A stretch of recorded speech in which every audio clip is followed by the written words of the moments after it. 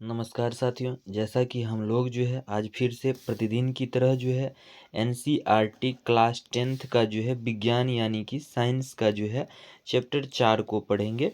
Chapter 4 में carbon एवं उसके यौगिक के बारे में दिया गया है। देखिए, आप यदि किसी भी एग्ज़ाम का तैयारी करते हैं जिसमें साइंस के क्वेश्चन सब पूछे जाते हैं, तो उस एग्ज़ाम के लिए यह वीडियो काफ़ी इम्पोर्टेंट होने वाला है। या आप किसी बोर्ड एग्ज़ाम का तैयारी करते हैं, 10th क्लास की बोर्ड एग्ज़ाम का तैयारी करते हैं, तो 10th क्लास के लिए भी यह बहुत ही महत्वपूर्ण होने वाला है। तो चलिए शुरुआत करते हैं। हम लोगों को आज क्या पढ़ना है? अध्याय 4 को पढ़ना है। अध्याय 4 में कार्बन एवं उसके यौगिक से रिलेटेड बातों को पढ़ना है। तो देखिए, यहाँ कुछ खास नहीं दिया गया है, कुछ भी पॉइंट नहीं दिया गया है जो हमारे एग्ज़ाम दृष्टिकोण से महत्वपूर्ण होगा, तो इस पॉइंट को हम लोग नहीं पढ़ेंगे। यहाँ हम हाईलाइट करके लाए हैं इस पेज में, सिर्फ इतना हमारे एग्ज़ाम दृष्टिकोण से यही पॉइंट महत्वपूर्ण है। देखिए, यह पॉइंट क्या है कि भूप्रपट्टी यानी कि क्रस्ट का बात करा जा रहा है, तथा वायुमंडल में अत्यंत अल्प मात्रा में कार्बन उपस्थित है। अत्यंत अल्प मात्रा मतलब बहुत कम मात्रा में उपस्थित है। भूप्रपट्टी में खनिज में खनिज जैसा कि कार्बोनेट, हाइड्रोजन कार्बोनेट, कोयला एवं पेट्रोलियम के रूप में केवल 0.02% कार्बन उपस्थित है, और वायुमंडल में जो कार्बन उपस्थित है वो 0.03% तथा कार्बन डाइऑक्साइड के रूप में उपस्थित है कार्बन वायुमंडल में। तो यह पॉइंट हमारे एग्जाम दृष्टिकोण से काफ़ी महत्वपूर्ण पॉइंट था। यह पॉइंट हमें याद रखना है कि भूप्रपट्टी यानी कि क्रस्ट में कार्बन वह खनिज के रूप में वो 0.02% है, तथा वायुमंडल में कार्बन डाइऑक्साइड के रूप में 0.03% है। यह हमारे एग्जाम में ऑब्जेक्टिव के रूप में क्वेश्चन सब पूछे जाते हैं। अब देखिए, यहाँ 4.1 में क्या दिया गया है कि कार्बन के आबंध सहसंयोजी आबंध। सहसंयोजी आबंध क्या होता है? कोवैलेंट बॉन्ड को कहते हैं सहसंयोजी आबंध। किसे? कोवैलेंट बॉन्ड को सहसंयोजी आबंध कहते हैं। अब देखिए, ये कोवैलेंट बॉन्ड क्या होता है? यह कोवैलेंट बॉन्ड अधिकतम सामान्यतः यह कोवैलेंट बॉन्ड अधातु बनाता है। कौन सा तत्व बनाता है? अधातु बनाता है। अधातु क्या करता है? आपस में इलेक्ट्रॉन की साझेदारी करके सहसंयोजी आबंध बनाता है। देखिए, जैसा कि यदि हम एग्जाम्पल का बात करें तो कार्बन डाइऑक्साइड, ठीक है। अब यह कार्बन डाइऑक्साइड में दोनों क्या है? अधातु है। कार्बन भी अधातु है और ऑक्सीजन भी है। तो देखिए, जब हम क्या करते हैं, कार्बन की परमाणु संख्या कितनी होती है? तो कार्बन की परमाणु संख्या 6 होती है। अब इसका इलेक्ट्रॉनिक कॉन्फ़िगरेशन यदि हम निकालते हैं तो पहला कक्षा में मैक्सिमम इलेक्ट्रॉन कितना होना चाहिए? फर्स्ट कक्षा में मैक्सिमम इलेक्ट्रॉन कितना होना चाहिए? किसी भी इलेक्ट्रॉन का, किसी भी तत्व में, किसी भी तत्व का इलेक्ट्रॉनिक कॉन्फ़िगरेशन निकालते हैं तो पहली कक्षा में मैक्सिमम इलेक्ट्रॉन 2 होना चाहिए। और दूसरी कक्षा में मैक्सिमम इलेक्ट्रॉन कितनी होती है? तो दूसरी कक्षा में 8 होती है मैक्सिमम इलेक्ट्रॉन। तो देखिए, यहाँ कार्बन का कितना? 6 परमाणु संख्या है। अब कार्बन की परमाणु संख्या यदि 6 है तो इसकी इलेक्ट्रॉनिक कॉन्फ़िगरेशन हम लोग इस तरह लिख सकते हैं, पहला में 2 और जो बचा वह दूसरा में, यानी 4 ही तो बचा है ना। दूसरा में 8 तक रख सकते हैं, लेकिन कितना बचा है? 4 बचा है, तो हम 4 को रखेंगे दूसरा में, 2 और 4। अब देखिए, ऑक्सीजन का यदि हम इलेक्ट्रॉनिक कॉन्फ़िगरेशन लिखते हैं तो ऑक्सीजन का जो परमाणु संख्या होता है वह 8 होता है। इसके लिए हम लोग क्यों पढ़ रहे हैं ये इलेक्ट्रॉनिक कॉन्फ़िगरेशन? तो हम यहाँ समझना चाह रहे हैं सहसंयोजी आबंध क्या होता है। देखिए, जब ऑक्सीजन का इलेक्ट्रॉनिक कॉन्फ़िगरेशन परमाणु संख्या 8 होता है तो इलेक्ट्रॉनिक कॉन्फ़िगरेशन कैसे लिखेंगे? इसका 2 और 6 लिखेंगे। अब देखिए, अंतिम कक्षा, इसका अंतिम कक्षा ये हुआ ऑक्सीजन का, और क्या कहते हैं, कार्बन का अंतिम कक्षा 4 हुआ। तो अंतिम कक्षा में कितना इलेक्ट्रॉन कितना इलेक्ट्रॉन यदि हम दे दें तो क्या कहते हैं, इसका कक्षा फुल हो जाएगा। तो इसमें 8 इलेक्ट्रॉन होना चाहिए। तो देखिए कितना इलेक्ट्रॉन है, 4 ही इलेक्ट्रॉन है। यानी कार्बन क्या चाह रहा है, 4 इलेक्ट्रॉन और लेना चाह रहा है। और ऑक्सीजन कितना इलेक्ट्रॉन लेना चाह रहा है, तो ऑक्सीजन के पास मैक्सिमम 6 इलेक्ट्रॉन है अंतिम कक्षा में। तो ऑक्सीजन जो है 2 इलेक्ट्रॉन लेना चाह रहा है। तो अब देखिए क्या होगा कि यह 2 इलेक्ट्रॉन ऑक्सीजन जो है कार्बन से ले लेगा और कार्बन जो है ऑक्सीजन से ले लेगा, और इस तरह दोनों मिलकर के जो है कक्षा को क्या कर देगा, फुलफिल कर देगा। और फुलफिल करने के बाद क्या हो जाएगा, उसे सहसंयोजी आबंध कहेंगे। तो देखिए कैसे लेगा, तो देखिए कार्बन है, कार्बन की अंतिम कक्षा में कितनी इलेक्ट्रॉन है, 4 इलेक्ट्रॉन है। तो ऐसे हम लोग लिखेंगे 4 इलेक्ट्रॉन हुआ। अब यहाँ कितना, 2 ऑक्सीजन था, एक ऑक्सीजन को यहाँ, एक ऑक्सीजन को यहाँ लिखेंगे। ऑक्सीजन की अंतिम कक्षा में 6 इलेक्ट्रॉन है, तो अंतिम कक्षा में 6 इलेक्ट्रॉन होगा। ऐसे 4, 5 और 6 इलेक्ट्रॉन हुआ। इसी तरह फिर यहाँ भी 6 इलेक्ट्रॉन होगा ऑक्सीजन की अंतिम कक्षा में। फिर यहाँ भी क्या होगा, इस ऑक्सीजन के पास भी होगा। अब देखिए यह कार्बन के पास कितना होना चाहिए, 8 होना चाहिए अंतिम कक्षा में, लेकिन है कितना, 4 है। यानी और कितना लेगा, 4 लेगा। तो देखिए 2 तो पहले इस ऑक्सीजन से ले लेगा, उसके बाद 2 क्या करेगा, इस ऑक्सीजन से ले लेगा, और दोनों से 2-2 ले लेगा। और दोनों से 2-2 लेने के बाद अब कार्बन में कितना हो गया, 8 हो गया।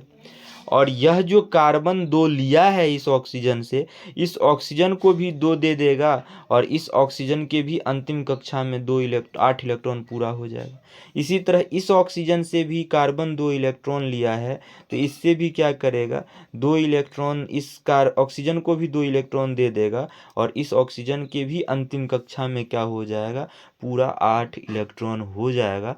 तो कुछ इसी तरह जो है इलेक्ट्रॉन की साझेदारी करके जो है इलेक्ट्रॉन के साझेदारी करके जो है अपनी अंतिम कक्षा को फुल करता है।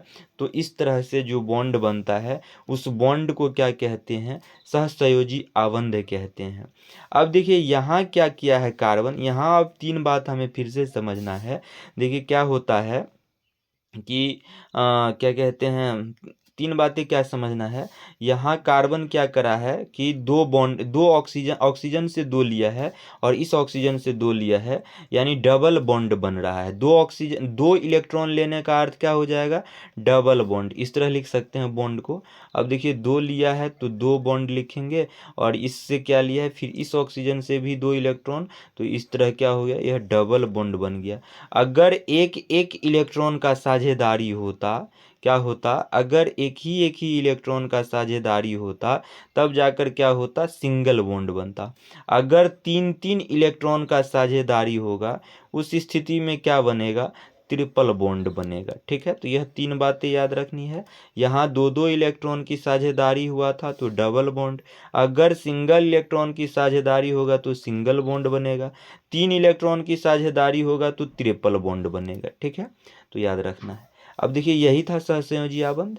अब देखिए नेक्स्ट पॉइंट यहाँ क्या दिया गया है। पिछले अध्याय में हमने आयनिक यौगिक के गुणधर्मों का अध्ययन किया था।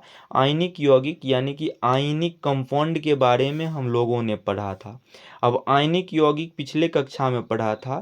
तो देखिए आयनिक यौगिक क्या होता है कि यह भी एक क्या है, इलेक्ट्रॉन का क्या करता है, यह साझेदारी नहीं करता है, यह इलेक्ट्रॉन दे देता है। और जो इसमें क्या करता है, इलेक्ट्रॉन लेता है, वह निगेटिव चार्ज हो जाता है उस पर, और जो इलेक्ट्रॉन को देता है उस पर पॉजिटिव चार्ज हो जाता है। क्योंकि इलेक्ट्रॉन क्या है, निगेटिव है, तो जो इलेक्ट्रॉन लेगा वह निगेटिव चार्ज, जो इलेक्ट्रॉन को देगा वो क्या करा, अपना पॉजिटिव को छोड़ दिया है, निगेटिव को छोड़ा है, यानी कि पॉजिटिव चार्ज हो जाएगा।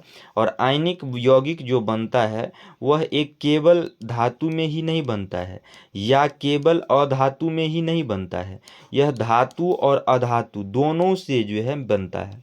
धातु और अधातु दोनों के मिलने से जो है आयनिक यौगिक बनता है। यानी कि यदि हम बात करें आयनिक यौगिक का एग्जाम्पल का, तो NaCl, सोडियम और क्लोरीन दोनों के मिलने से क्या बना है, NaCl बना है। और यह NaCl किस प्रकार का यौगिक है, तो आयनिक यौगिक है। ठीक है, तो इस तरह याद रखना है NaCl। अब देखिए Na में क्या है, Na में Na क्या है, धातु है, और Cl क्या है, अधातु है। तो अब Na यानी कि यह जो धातु है यह क्या करेगा, इलेक्ट्रॉन को जो है यह त्याग करेगा। अब Na यदि इलेक्ट्रॉन का त्याग कर रहा है तो Na पर पॉजिटिव चार्ज, और Cl क्या कर रहा है, इलेक्ट्रॉन को ग्रहण कर रहा है, तो इलेक्ट्रॉन क्लोरीन पर क्या हो जाएगा, निगेटिव चार्ज होगा। और इस तरह जो है इलेक्ट्रॉन को त्याग और ग्रहण करने से क्या होता है, आयनिक बंधन का निर्माण होता है। और इलेक्ट्रॉन को यह कैसे त्याग करेगा, तो देखिए इन सोडियम की जो परमाणु संख्या होती है वह सोडियम की परमाणु संख्या 9 होती है। सोडियम की परमाणु संख्या कितनी होती है, 9 होती है। और क्लोरीन की परमाणु संख्या कितनी होती है, तो क्लोरीन की जो परमाणु संख्या होती है, सोडियम की परमाणु संख्या 9 नहीं होती है, सोडियम की परमाणु संख्या 11 होती है। उसके बाद क्या कहते हैं, क्लोरीन की जो परमाणु संख्या होता है वह 17 क्लोरीन का परमाणु संख्या होता है। अब इसका जब हम इलेक्ट्रॉनिक कन्फिग्रेशन लिखते हैं तो 2, 8 और 1 लिखते हैं, 1 लिखते हैं ना। उसके बाद क्लोरीन का जब हम इलेक्ट्रॉनिक कन्फिग्रेशन लिखते हैं तो इसे 2 लिखेंगे, 8, 2, 8, 10। अब इलेक्ट्रॉन कितना बचा, 7 इलेक्ट्रॉन, क्योंकि 2, 8, 10 हो गया, टोटल 17 इलेक्ट्रॉन है, तो 2, 8, 10। अब अंतिम कक्षा में 7 इलेक्ट्रॉन होगा। देखिए पहली कक्षा में कितना इलेक्ट्रॉन, 2 इलेक्ट्रॉन होता है, और अंतिम कक्षा में कितना, 8 इलेक्ट्रॉन ये मांगता है। तो यहाँ लेकिन अंतिम कक्षा में कितना इलेक्ट्रॉन है, 7 इलेक्ट्रॉन है। यानी 1 इलेक्ट्रॉन यदि किसी से यह ले लेता है तो यह क्या हो जाएगा, फुल हो जाएगा इसका अंतिम कक्षा। और इसमें क्या है, 1 ही इलेक्ट्रॉन है अंतिम कक्षा में। अब जब इसमें 1 ही इलेक्ट्रॉन है अंतिम कक्षा में, तो 1 इलेक्ट्रॉन है, तो यानी कि 7 इलेक्ट्रॉन यदि यह किसी से लेता है तो क्या हो जाएगा, तब जाकर फुलफिल होगा। तो अब आप बताइए कि 1 को भरना आसान है या 7 को भरना आसान है, तो 1 को ही भरना आसान है ना, 1 को ही भरना आसान है। यानी यह जो है धातु है, तो यह धातु क्या करेगा, अपना 1 इलेक्ट्रॉन इस क्लोरीन को दे देगा। अब यदि यह 1 इलेक्ट्रॉन क्लोरीन को दे देता है तो यह क्या हो जाएगा, 2, 8, 8 हो जाएगा, यानी इसका अंतिम कक्षा फुल हो जाएगा। और इसमें जो 1 इलेक्ट्रॉन था अंतिम कक्षा में, यानी इसका भी कक्षा खाली था, तो यह इलेक्ट्रॉन को जब त्याग कर दिया तब अब इसका जो इलेक्ट्रॉनिक कन्फिग्रेशन लिखाएगा वह 2, 8 लिखाएगा। यानी अब इसके भी अंतिम कक्षा में 8 इलेक्ट्रॉन हो गया। तो इस तरह जो है त्याग और ग्रहण करके जो है अपनी कक्षा को भर लिया। तो इस विधि को क्या कहते हैं, आयनिक जो है, इस विधि से बनने वाले यौगिक को क्या कहते हैं, तो आयनिक यौगिक कहते हैं। आयनिक यौगिक क्योंकि आयन का निर्माण करता है, क्योंकि यह जो त्याग किया है 1 इलेक्ट्रॉन को, तो इस पर 1 प्लस चार्ज हो जाएगा, और जो ग्रहण किया है उस पर 1 निगेटिव चार्ज हो जाएगा। तो क्लोरीन ग्रहण किया था तो क्लोरीन पे 1 निगेटिव हो जाएगा। तो यानी कह सकते हैं हम, जो ग्रहण करता है और ग्रहण और त्याग करने से जो यौगिक बनता है वह आयनिक यौगिक बनेगा। उसी तरह यहाँ सहसंयोजी आबंध कैसे होगा, तो सहसंयोजी आबंध में इलेक्ट्रॉन का क्या होता है, स्थानांतरण होता है। यानी कि इलेक्ट्रॉन का स्थानांतरण नहीं, इलेक्ट्रॉन का साझेदारी होता है। साझेदारी से सहसंयोजी आबंध बनता है, आयनिक यौगिक में त्याग और ग्रहण करने से बनता है। ठीक है, तो दोनों में यही अंतर है। अब देखिए क्या है, नेक्स्ट पॉइंट क्या दिया गया है यहाँ कि हमने देखा कि आयनिक यौगिकों के गलनांक एवं क्वथनांक उच्च होता है। यानी कि आयनिक यौगिक का बात कर रहा है। गलनांक क्या होता है, गलनांक वह टेम्परेचर होता है, वह ताप होता है कि जिस ताप पर क्या होता है कि कोई भी ठोस पदार्थ पिघलकर द्रव बन जाता है। यानी कि बर्फ क्या है, ठोस पदार्थ है, और यह बर्फ क्या होगा, पिघलेगा किस ताप पर, जिस ताप पर पिघलेगा वह ताप जो है इसका गलनांक कहलाएगा बर्फ का। और इस ताप पर पिघलकर जो है बर्फ क्या हो जाएगा, पानी का रूप ले लेगा। क्वथनांक किसे कहते हैं? कोई भी वैसा टेम्परेचर जिस टेम्परेचर पर वह पदार्थ जो है क्या होता है, वाष्प का रूप ले लेता है, यानी कि पानी। पानी को जब हम गर्म करते हैं तो 100 डिग्री सेल्सियस पर पानी क्या हो जाता है, अत्यधिक खौलने लग जाता है। यानी कि हम कह सकते हैं कि पानी का क्वथनांक कितना होगा, 100 डिग्री सेल्सियस होगा। ठीक है। अब देखिए नेक्स्ट पॉइंट यहाँ क्या है कि इसी में है कि तथा ये बिलियन में किसके बारे में कह रहा है, आयनिक यौगिक के बारे में कह रहा है।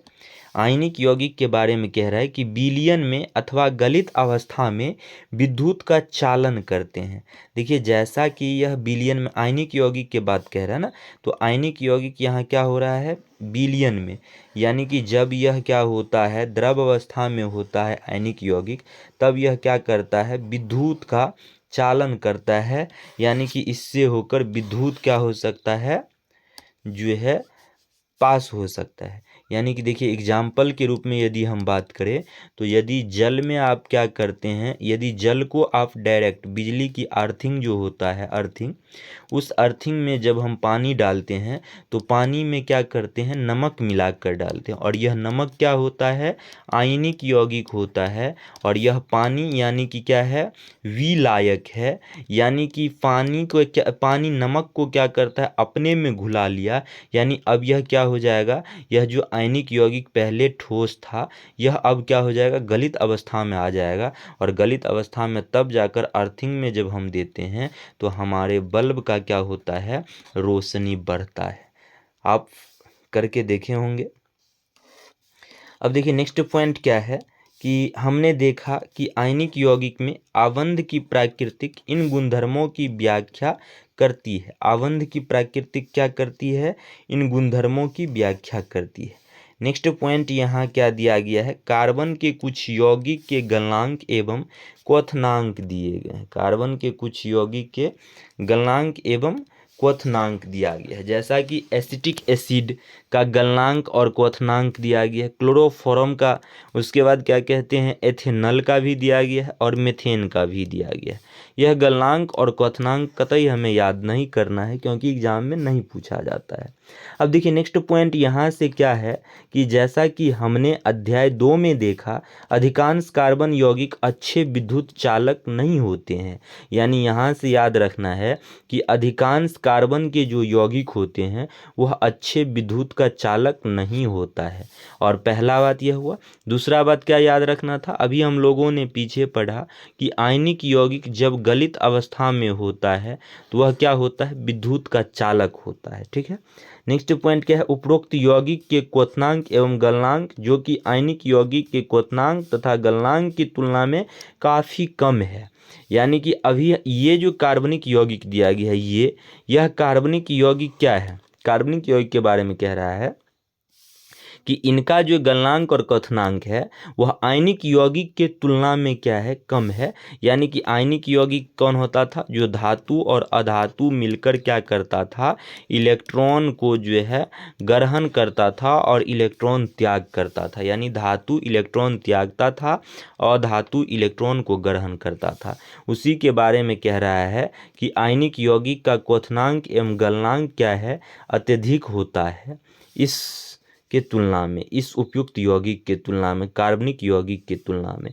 अध्याय 3 के आंकड़ों के आधार पर हम यह निष्कर्ष पर पहुंच सकते हैं कि इन परमाणु के बीच परवल आकर्षण बल नहीं है। यानी कि कार्बन के जो यौगिक होते हैं उनके बीच परवल आकर्षण बल भी नहीं होते हैं। चूँकि ये यौगिक यानी कि कार्बनिक यौगिक अधिकांश विद्युत के कुचालक होते हैं, यानी कार्बनिक यौगिक जो है अधिकांश विद्युत के कुचालक होते हैं। अतः हम इस निष्कर्ष पर पहुंच सकते हैं कि इन यौगिक के आबंध से किसी आयन की उत्पत्ति नहीं होती है। इन यौगिक के आबंध से यानी कि यह जो यौगिक बना है यह साझेदारी करके बना है, और इन साझेदारी करके बनने से जो यौगिक का निर्माण होता है उसे हम लोग क्या कहते हैं, सहसंयोजी आबंध कहते हैं। और सहसंयोजी आबंध में क्या होता है कि आयन की उत्पत्ति नहीं होती है। आयन की उत्पत्ति हम लोगों ने अभी जस्ट देखा कि आयनिक यौगिक में होता होता है। आयनिक यौगिक में क्यों होता था? क्योंकि इलेक्ट्रॉन को जो त्यागता था उस पर क्या हो जाता था, प्लस चार्ज आता था, और जो इलेक्ट्रॉन को लेता था उस पर क्या होता था, निगेटिव चार्ज आता था। तो इस तरह आयनिक आयन की उत्पत्ति करता था। लेकिन क्या कहते हैं वो सहसंयोजी आबंध में ऐसा नहीं होता है। देखिए नेक्स्ट पॉइंट में कक्षा 9 में हमने विभिन्न तत्व के संयोजन क्षमता, संयोजकता तथा इलेक्ट्रॉन की संख्या पर इनकी निर्भरता के बारे में अध्ययन किया। देखिए संयोजकता किसे कहते हैं? देखिए जैसा कि कार्बन का अगर हम बात करें तो कार्बन की परमाणु संख्या 6 है। अब कार्बन की जब परमाणु संख्या 6 है तो इसे हम इस तरह लिख सकते हैं 2 और 4 इसका इलेक्ट्रॉनिक कन्फिग्रेशन। अब अंतिम कक्षा में जो इलेक्ट्रॉन होता है उसे हम लोग क्या कहते हैं? संयोजी इलेक्ट्रॉन कहते हैं। ठीक है, और यह संयोजी इलेक्ट्रॉन 1 से लेकर 8 तक हो सकता है। किसी इलेक्ट्रॉन का 1, किसी का 2, किसी का 3, किसी का 4, किसी का 5, किसी का 6, किसी का 7 तो किसी का 8। यानी अगर आपसे पूछे कि कार्बन की संयोजी इलेक्ट्रॉन कितनी है तो कार्बन में जो संयोजी इलेक्ट्रॉन है वह अंतिम कक्षा में 4 है, यानी कि कार्बन की 4 संयोजी इलेक्ट्रॉन है। अगर आपसे यदि संयोजकता पूछ दे तो कार्बन की संयोजकता कितनी होगी? कार्बन की संयोजकता 4 होगी। ठीक है, अगर आपसे कार्बन की ये तो संयोजकता था, यदि क्लोरीन की संयोजकता पूछ दे क्लोरीन का बात तो क्लोरीन की परमाणु संख्या 17 होता है। इसे 2, 8 और 7 इस तरह लिखते हैं। तो अंतिम कक्षा में 7 इलेक्ट्रॉन है, तो यह तो संयोजी इलेक्ट्रॉन हो जाएगा 7। लेकिन अगर संयोजकता पूछे तो इसकी संयोजकता 7 नहीं होगा। क्यों नहीं होगा? तो देखिए याद रखना है कि संयोजी इलेक्ट्रॉन अंतिम कक्षा में उपस्थित इलेक्ट्रॉन, अंतिम कक्षा में जो उपस्थित होता है वह संयोजी इलेक्ट्रॉन होता है। लेकिन संयोजकता क्या होता है कि संयोजकता की संख्या कितनी होती है? 1 से 4 तक ही होती है, और संयोजी इलेक्ट्रॉन की संख्या 1 से 8 तक होती है। अब जब संयोजकता की संख्या 1 से 4 तक होता है तो अगर क्लोरीन का संयोजकता हमसे पूछ दे तो कैसे हम लोग निकालेंगे? तो देखिए क्लोरीन का अगर 4 से अत्यधिक है, जिस भी तत्व के कोई ऐसा तत्व है जिसका अंतिम कक्षा में इलेक्ट्रॉन 4 से यदि अधिक है, तब उस तत्व का संयोजकता जो हम निकालेंगे 8 में से घटा कर निकालेंगे। यानी कि क्लोरीन में क्या है? 7 है, यानी क्या है? 4 से अधिक है। तो इसे हम कैसे निकालेंगे? तो 8 में से 7 को घटा देंगे, यानी कि क्लोरीन की जो संयोजकता होगी वह कितनी होगी? 1 होगी। तो याद रखिएगा संयोजकता की संख्या 1 से 4 तक ही होती है, संयोजी इलेक्ट्रॉन की संख्या 8 होती है। ठीक है, अब देखिए यहाँ क्या है, फिर नेक्स्ट पॉइंट आगे इलेक्ट्रॉन की संख्या पर निर्भरता के बारे में अध्ययन किया था। अब हम कार्बन के इलेक्ट्रॉनिक विन्यास के बारे में अध्ययन करेंगे, यानी इलेक्ट्रॉनिक कॉन्फ़िगरेशन के बारे में। कार्बन की परमाणु संख्या 6 है। कार्बन के विभिन्न कक्षा में इलेक्ट्रॉन का वितरण कैसे होगा अभी हम लोगों ने देखा। पहली कक्षा में 2, दूसरी कक्षा में 4 इलेक्ट्रॉन, इस तरह कार्बन की इलेक्ट्रॉनों की वितरण होती है। कार्बन उसके बाद में कितने संयोजकता इलेक्ट्रॉन होंगे? तो अभी हम लोगों ने देखा कि कार्बन में 4 संयोजकता इलेक्ट्रॉन होंगे। हम जानते हैं कि बाहरी कोश को पूरी तरह से भर देने अर्थात उत्कृष्ट गैस विन्यास को प्राप्त करने की प्रवृत्ति के आधार पर तत्वों की अभिक्रियाशीलता समझाई जाती है। उत्कृष्ट गैस किसे कहते हैं? उत्कृष्ट गैस नोबल गैस को कहते हैं, यानी कि हीलियम, नियॉन, आर्गन, क्रिप्टन, जेनन और रेडन। ये क्या है? हीलियम, नियॉन, आर्गन, क्रिप्टन, जेनन, रेडन, यह जो है उत्कृष्ट गैस है। हीलियम को छोड़कर सभी उत्कृष्ट गैस के अंतिम कक्षा में 8 इलेक्ट्रॉन होते हैं। हीलियम के अंतिम कक्षा में 2 इलेक्ट्रॉन होते हैं। तो यही बात यहाँ कहा जा रहा है कि बाहरी कोश को पूरी तरह से भर देने पर, यानी कि 8 ही होता है बाहरी कोश में, उसके बाद उस कोश को भरा माना जाता है, यानी कक्षा को। तो कह रहा है बाहरी कोश को भर देने अर्थात उत्कृष्ट गैस की तरह, यानी उत्कृष्ट गैस का तो बाहरी कोश भरा होता है, तो उसी तरह अन्य तत्व का भी यदि हम बाहरी कोश भर दे तो वह किस प्रकार का हो जाएगा? उत्कृष्ट गैस की तरह हो जाएगा।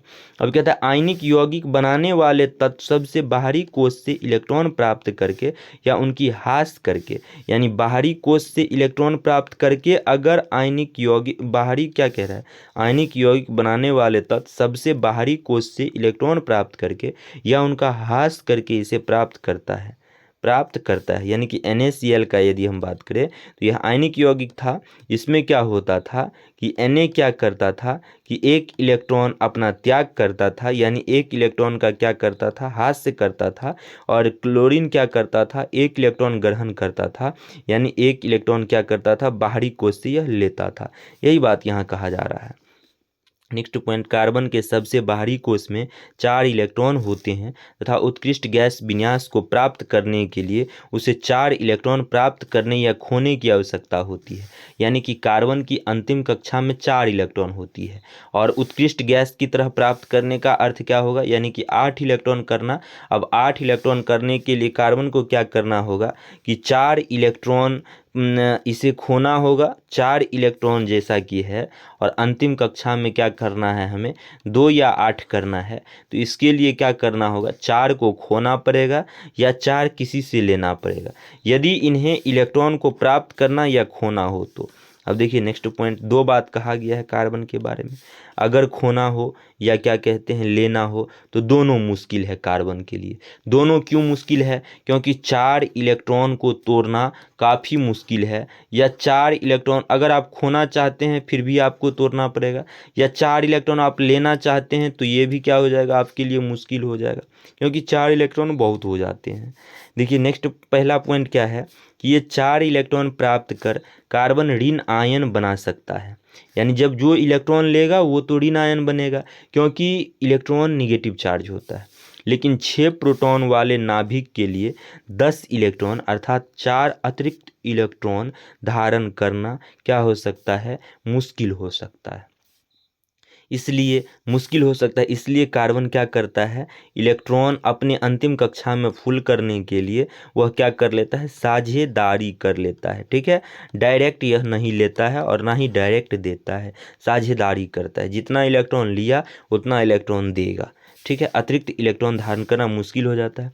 नेक्स्ट पॉइंट दूसरा क्या है कि ये 4 इलेक्ट्रॉन खोकर धन आयन बना सकता है। यदि यह 4 इलेक्ट्रॉन 4 इलेक्ट्रॉन त्याग करेगा तो धन आयन बन जाएगा, लेकिन यह 4 इलेक्ट्रॉन को खो भी नहीं पा सकता है। यहाँ दिया गया है 4 इलेक्ट्रॉन को खोकर 6 प्रोटॉन वाले नाभिक में केवल 2 इलेक्ट्रॉन का कार्बन धन आयन बनाने के लिए अत्यधिक क्या होगी, ऊर्जा की आवश्यकता होगी।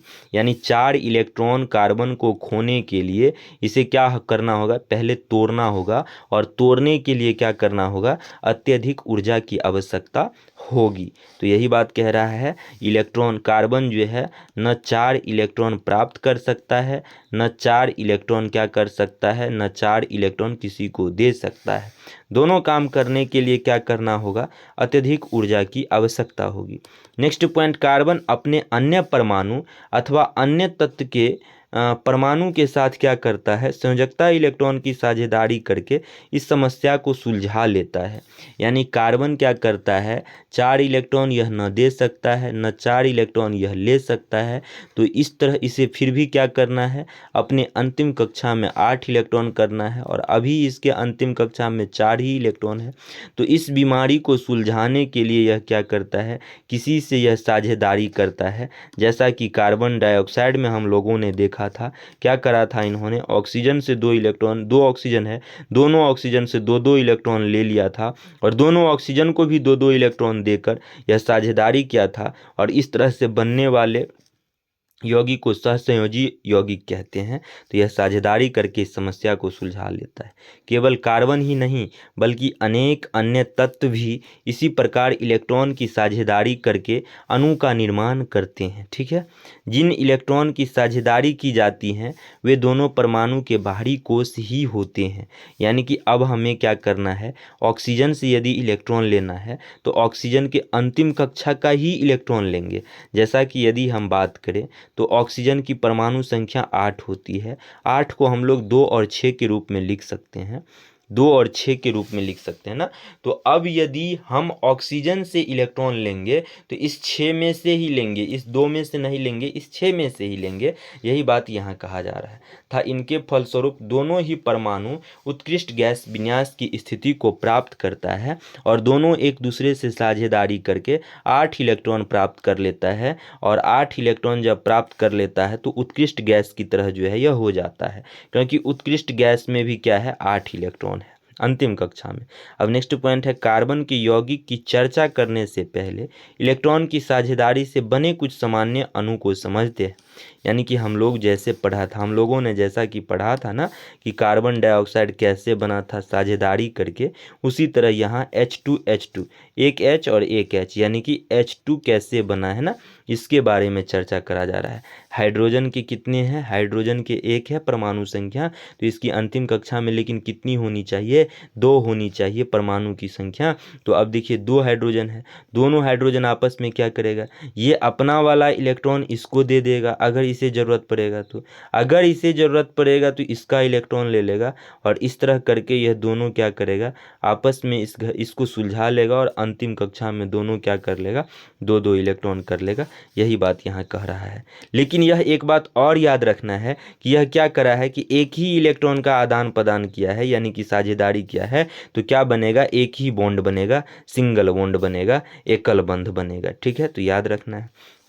यही बात यहाँ दिया गया है, ये प्रोसेस दिया गया है, इसे नहीं पढ़ना है, इसी डायग्राम को देख लेते हैं, इसी से हमें जो है ये समझ आ जाएगी। और इस तरह की प्रोसेस को सहसंयोजी आबंध कहते हैं, यह भी याद रखना है। अब देखिए यहाँ क्या है, O2 यानी O2 ऑक्सीजन गैस कैसे बना है, तो ऑक्सीजन की जो परमाणु संख्या 8 होती है, यानी 2 6 लिख सकते हैं, तो यानी 2 इलेक्ट्रॉन की कमी है। तो दोनों इलेक्ट्रॉन क्या किया, दोनों ऑक्सीजन क्या किया है कि ये वाली ऑक्सीजन जो है, ये वाली ऑक्सीजन, इसका 2 ऑक्सीजन ले लिया है, और यह ऑक्सीजन 2 ऑक्सीजन, यह वाली ऑक्सीजन 2 इलेक्ट्रॉन इसका ले लिया है, और इस तरह करके जो है अंतिम कक्षा में क्या कर दिया है, 8 इलेक्ट्रॉन को पुरा दिया है। अब देखिए 2-2 इलेक्ट्रॉन की साझेदारी क्या है, तो डबल बॉन्ड बन जाएगा, यानी कि दोहरा बंध बनेगा। ठीक है, तो याद रखना है इस तरह।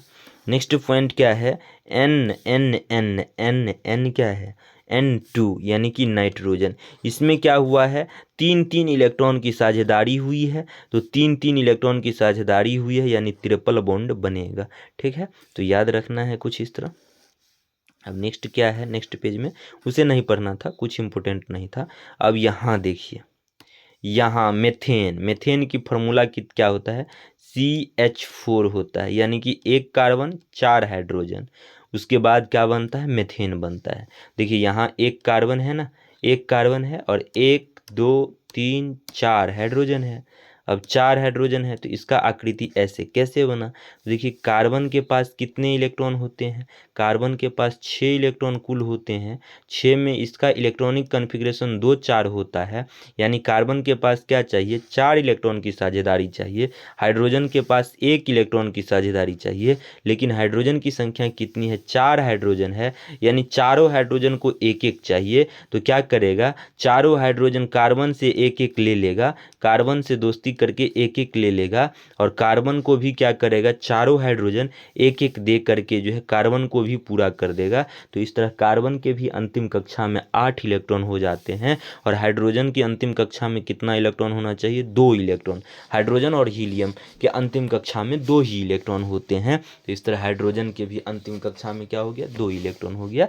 यही बात यहाँ कहा जा रहा है। अब यहाँ क्या रहा है, अमोनिया के अणुसूत्र NH3 होते हैं, तो याद रखना होगा अमोनिया का अणुसूत्र भी एग्जाम में पूछा जाता है।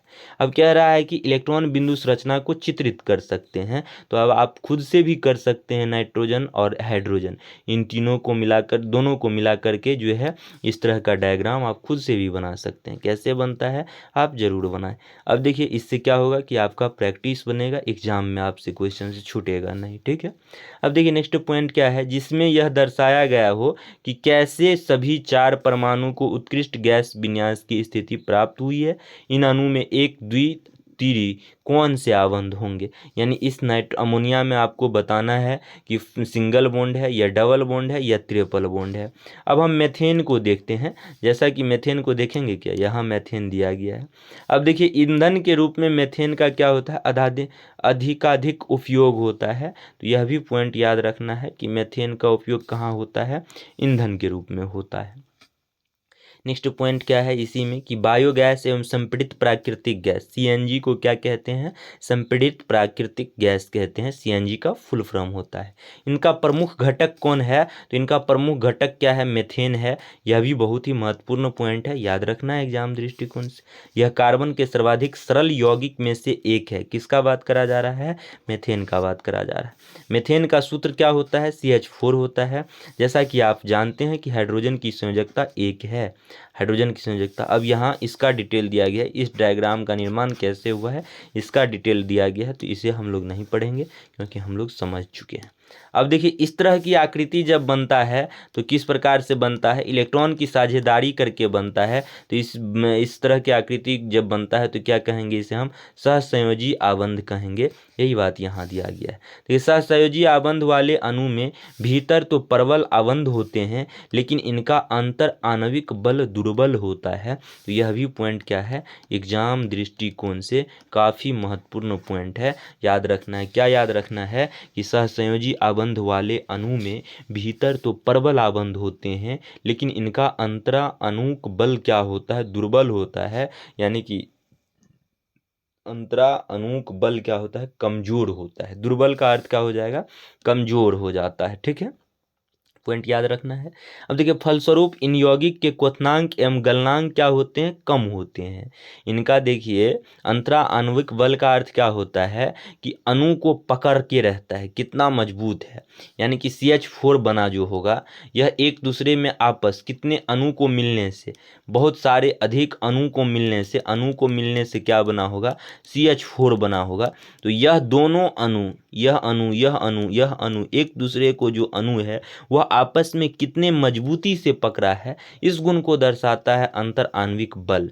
यानी कितने मजबूती से बांधा है, उस बांधने वाले बल को अंतरा अणुक बल कहते हैं। तो देखिए अंतरा अणुक बल कमजोर होता है, यानी बांधने का बल कमजोर होता है, इसलिए इसका क्या होता है, गलनांक और क्वथनांक भी कमजोर होता है। ठीक है, तो याद रखना है क्योंकि परमाणु के बीच इलेक्ट्रॉन की साझेदारी होती है और आवेशित कण बनते हैं। सामान्यतः ऐसे सहसंयोजी यौगिक जो होते हैं वो क्या होते हैं, विद्युत के कुचालक होते हैं। तो याद रखिएगा आयनिक यौगिक जो होते हैं वह जब गलित अवस्था में होता है तो गलित अवस्था में यह विद्युत के सुचालक होते हैं। लेकिन क्या कहते हैं, सहसंयोजी आबंध किसी भी अवस्था में रहे उससे हमें कोई मतलब नहीं है, यह विद्युत के कुचालक होते हैं। ठीक है, तो याद रखना है। अब देखिए कार्बन के अपरूप का अर्थ होता है कि एक से अधिक रूप। ठीक है, तो कार्बन के एक से अधिक रूप है। क्या है, देखिए हीरा भी कार्बन का ही रूप है, ग्रेफाइट भी कार्बन का ही रूप है। तो इसे क्या कहते हैं, कार्बन का अपरूप। दोनों ही कार्बन के परमाणु से बने हैं। कार्बन के परमाणु के परस्पर आबंधन के तरीके आधार पर ही इनका अंतर होता है। ठीक है, देखिए हीरे में कार्बन का प्रत्येक परमाणु कार्बन के 4 अन्य परमाणु के साथ क्या होता है, आबंधित होता है। जैसा कि यहाँ जो है यह हीरा का डायग्राम, यह ग्रेफाइट का डायग्राम है और यह कार्बन का ही C60 जो है वह अपरूप है, इसका डायग्राम है। ठीक है, तो कुछ इस तरह दिया गया है। अब इसे आप लोग रीड कर सकते हैं और रीड करके क्या कर सकते हैं, याद कर सकते हैं। यह सारा पॉइंट, यह जो घेरा हुआ पॉइंट है, यह सारा पॉइंट क्या है, एग्जाम दृष्टिकोण से काफ़ी महत्वपूर्ण पॉइंट है। इन पॉइंट को भी आप याद कर सकते हैं आसानी से। यहाँ क्या है, इन दो विभिन्न संरचनाओं के कारण हीरा ग्रेफाइट के भौतिक गुणधर्म अत्यंत भिन्न होते हैं। इन संरचना के कारण, जबकि उनके रासायनिक गुणधर्म क्या होते हैं, एक समान होते हैं, कार्बन की तरह ही होता है। हीरा अब तक ज्ञात सर्वाधिक कठोर क्या है, पदार्थ है। तो यह भी एग्जाम दृष्टिकोण से काफ़ी महत्वपूर्ण है। जबकि ग्रेफाइट चिकना तथा फिसलनशील होता है। पिछले अध्याय में आप जिन अधातु के बारे में अध्ययन किया उनके विपरीत ग्रेफाइट विद्युत का सुचालक होता है। देखिए अधातु क्या होता है, विद्युत का कुचालक होता है। विद्युत को कुचालक यानी कि अपने अंदर से विद्युत को पास नहीं होने देता है। लेकिन ग्रेफाइट भी क्या है, अधातु है ना, अधातु है, लेकिन ग्रेफाइट अपवाद है, इसके अंदर से विद्युत जो है वह पास होता है, यानी विद्युत का सुचालक है। ठीक है, तो याद रखना है। अब देखिए नेक्स्ट पॉइंट क्या है कि इस पॉइंट को भी, यह पॉइंट भी क्या है एग्जाम दृष्टिकोण से काफ़ी महत्वपूर्ण है, तो इस पॉइंट को भी 2-4 बार पढ़ कर जो है याद कर लेना है। ठीक है, अब देखिए नेक्स्ट पॉइंट में प्रश्न है, तो इस प्रश्न को यदि आप बनाना चाहते हैं तो इसके लिए यदि आप ऊपर का वीडियो अच्छे से देखे होंगे, अभी कुल मिलाकर कितने देर का 38 मिनट का वीडियो बना है, तो यह 38 मिनट का यदि वीडियो आप अच्छे से देखे होंगे तो यह दोनों क्वेश्चन आपसे बन जाएगा। ठीक है, अब देखिए यहाँ कार्बन के सर्वतोमुखी प्राकृतिक के बारे में कह रहा है, यानी कार्बन कहाँ है सर्वतोमुखी प्राकृतिक, मतलब कार्बन के अन्य रूप होते हैं। ठीक है, तो देखिए क्या है यहाँ कार्बन के बारे में, तो देखिए हमें क्या कह रहा है, विभिन्न तत्व एवं यौगिक हमें इलेक्ट्रॉन की साझेदारी द्वारा सहसंयोजी आबंध का निर्माण देखा होगा। हमने सरल कार्बन यौगिक मेथेन की संरचना भी देखी। अध्याय के आरंभ में हमने देखा कि कितनी वस्तु में कार्बन पाया जाता है। वस्तुतः हम स्वयं भी कार्बन के यौगिक से बने हुए हैं। तो यहाँ कुछ क्या है एग्जाम दृष्टिकोण से खास पॉइंट नहीं है। यह जो क्या कहते हैं हाईलाइट करके हमने लाया है, यह पॉइंट एग्जाम दृष्टिकोण से महत्वपूर्ण है। पहला पॉइंट है कि कार्बन में कार्बन के ही अन्य परमाणु के साथ आबंध बनाने की अद्वितीय क्षमता होती है, जिससे बड़ी संख्या में अणु बनते हैं। इस गुण को क्या कहते हैं, श्रृंखलन कहते हैं। ठीक है, जिस तरह यहाँ देख रहे हैं ना, यह कार्बन में एक दूसरे से जुड़कर अणु का निर्माण करता है, तो इस गुण को क्या कहते हैं, श्रृंखलन कहते हैं। ठीक है, याद रखना है। अब देखिए नेक्स्ट पॉइंट, इन यौगिक में कार्बन की लंबी श्रृंखला, कार्बन की विभिन्न शाखा वाली श्रृंखला। अब देखिए यह तो क्या था, एक श्रृंखला ही था। अब श्रृंखला में क्या हो रहा है, नीचे से ऊपर से कार्बन जुड़ रहा है, यानी कि यह शाखा वाला जो है आकृति बना रही है। ठीक है, तो यही बात यहाँ श्रृंखला और कार्बन की विभिन्न शाखा वाली श्रृंखला, यह बात कह रहा है इस आकृति के बारे में। अथवा वलय में, यानी इस तरह वलय में, इस तरह वलय में जो है व्यवस्थित कार्बन भी पाए जाते हैं, यानी 3 प्रकार के, श्रृंखला में, शाखा में और वलय में। ठीक है, कार्बन साथ ही कार्बन के परमाणु एक, द्वि अथवा त्रि आबंध से जुड़े हो सकते हैं, यानी कि first bond, single bond, double bond, triple bond बना सकते हैं, यह कहा जा रहा है। कार्बन परमाणु के बीच केवल एक आबंध से जुड़े कार्बन के यौगिक संतृप्त। अब देखिए यहाँ से 2 बातें याद रखनी है आपको। पहले क्या क्या याद रखनी है कि एक संतृप्त यौगिक और एक क्या कहते हैं असंतृप्त यौगिक। संतृप्त यौगिक में क्या हो जाएगा, वैसा कार्बनिक यौगिक जो क्या करता है, सिंगल बॉन्ड बनाता है। सिंगल बॉन्ड क्या करता है, बनाता है, उसे क्या कहते हैं, संतृप्त यौगिक। और संतृप्त यौगिक में डबल बॉन्ड भी बन सकता है और क्या बनेगा, ट्रिपल बॉन्ड भी बनेगा। तो यह बातें आपको याद रखनी पड़ेगी। ठीक है, और एग्जाम दृष्टिकोण से काफ़ी महत्वपूर्ण पॉइंट है, यही बात यहाँ दिया गया है। अब देखिए नेक्स्ट पॉइंट है, कार्बन यौगिक में जिस सीमा तक श्रृंखलन का गुण पाया जाता है वह किसी और तत्व में नहीं मिलता है। ठीक है, अब सिलिकॉन हाइड्रोजन के साथ यौगिक बनाते हैं, यानी कार्बन जो है वह किसके साथ बनाते हैं, सिलिकॉन के साथ भी, हाइड्रोजन के साथ भी, लेकिन यौगिक बनाते हैं जिनमें 7 या 8 परमाणु तक ही क्या होती है, श्रृंखला हो सकती है। लेकिन यह कार्बन यदि खुद कार्बन के ही कार्बन बनाते हैं तो यह बहुत ही जो है अनियमित आकृति बनाती है। लेकिन यह यौगिक अति अभिक्रियाशील होता है। कौन सा यौगिक, जो सिलिकॉन और हाइड्रोजन के साथ यौगिक बनाता है वह यौगिक क्या होता है, अत्यधिक अभिक्रियाशील होता है। कार्बन कार्बन आबंध अत्यधिक क्या होता है, प्रबल होता है, अतः यह अस्थायी होता है। यानी कार्बन और कार्बन, ओनली कार्बन और कार्बन मिलकर यदि बनाता है तो क्या होता है, अत्यधिक प्रबल होता है। क्यों प्रबल होता है, क्योंकि उसका आकार, परमाणु संख्या कम होता है। देखिए होता है, फलस्वरूप अनेक कार्बन परमाणु के साथ आपस में जुड़े हुए अनेक यौगिक प्राप्त होते हैं। नेक्स्ट पॉइंट 2 नंबर में क्या है, चूंकि कार्बन की संयोजकता 4 होती है अतः इसमें कार्बन के 4 अन्य परमाणु अथवा कुछ अन्य एक संयोजकता तत्व के परमाणु के साथ आबंधन की क्षमता होती है।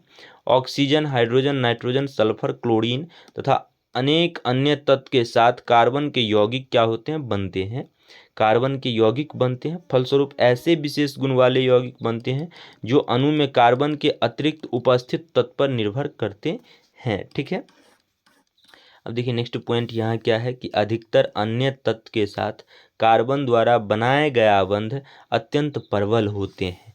यानी कि यदि कार्बन ऑक्सीजन के साथ बनाता है, या कार्बन क्या करता है ऑक्सीजन के साथ बनाता है, या सिर्फ ऑक्सीजन, एक ही ऑक्सीजन के साथ, या डबल ऑक्सीजन के साथ, या कोई और अन्य तत्व के साथ यदि कार्बन बनाता है ना, तो वो क्या हो जाएगा, अत्यधिक मजबूत होगा केवल कार्बन के साथ बनाने की तुलना में। यही बात यहाँ कह रहा है। कार्बन द्वारा प्रबल आबंध के निर्माण का एक कारण है क्योंकि इसका छोटा आकार है। किसका छोटा आकार? कार्बन का। और इसके कारण इलेक्ट्रॉन के सहभागी युग्मों को नाभिक मजबूती से पकड़े रहता है। छोटा आकार होने के कारण नाभिक मजबूती से पकड़े रहता है। नेक्स्ट पॉइंट, बड़े परमाणु वाले तत्व से बने आबंध तुलना में क्या होता है, अत्यंत दुर्बल होते हैं। बड़े परमाणु वाले तत्व से बने आबंध तुलना में अत्यंत क्या होते हैं, दुर्बल होते हैं। तो यह भी क्या करना है, याद रखना है एग्जाम दृष्टिकोण से। अब देखिए नेक्स्ट पॉइंट क्या है, कार्बनिक यौगिक। कार्बनिक यौगिक यह क्या है, एग्जाम दृष्टिकोण से काफ़ी महत्वपूर्ण पॉइंट है। यहाँ क्या है कहा गया है, यहाँ आप लोग पढ़ लीजिएगा, हम थोड़ा सा ऐसे समझा देते हैं। देखिए यहाँ क्या कहा गया था कि कार्बन के जो यौगिक है वो किनके द्वारा कहा गया था, फ्रेडरिक वोहलर। इसमें दिया गया है कि फ्रेडरिक वोहलर ने कहा जो कार्बन जो है वो केवल प्राकृतिक रूप में ही पाए जाएंगे, वह कृत्रिम रूप में नहीं मिलेगा।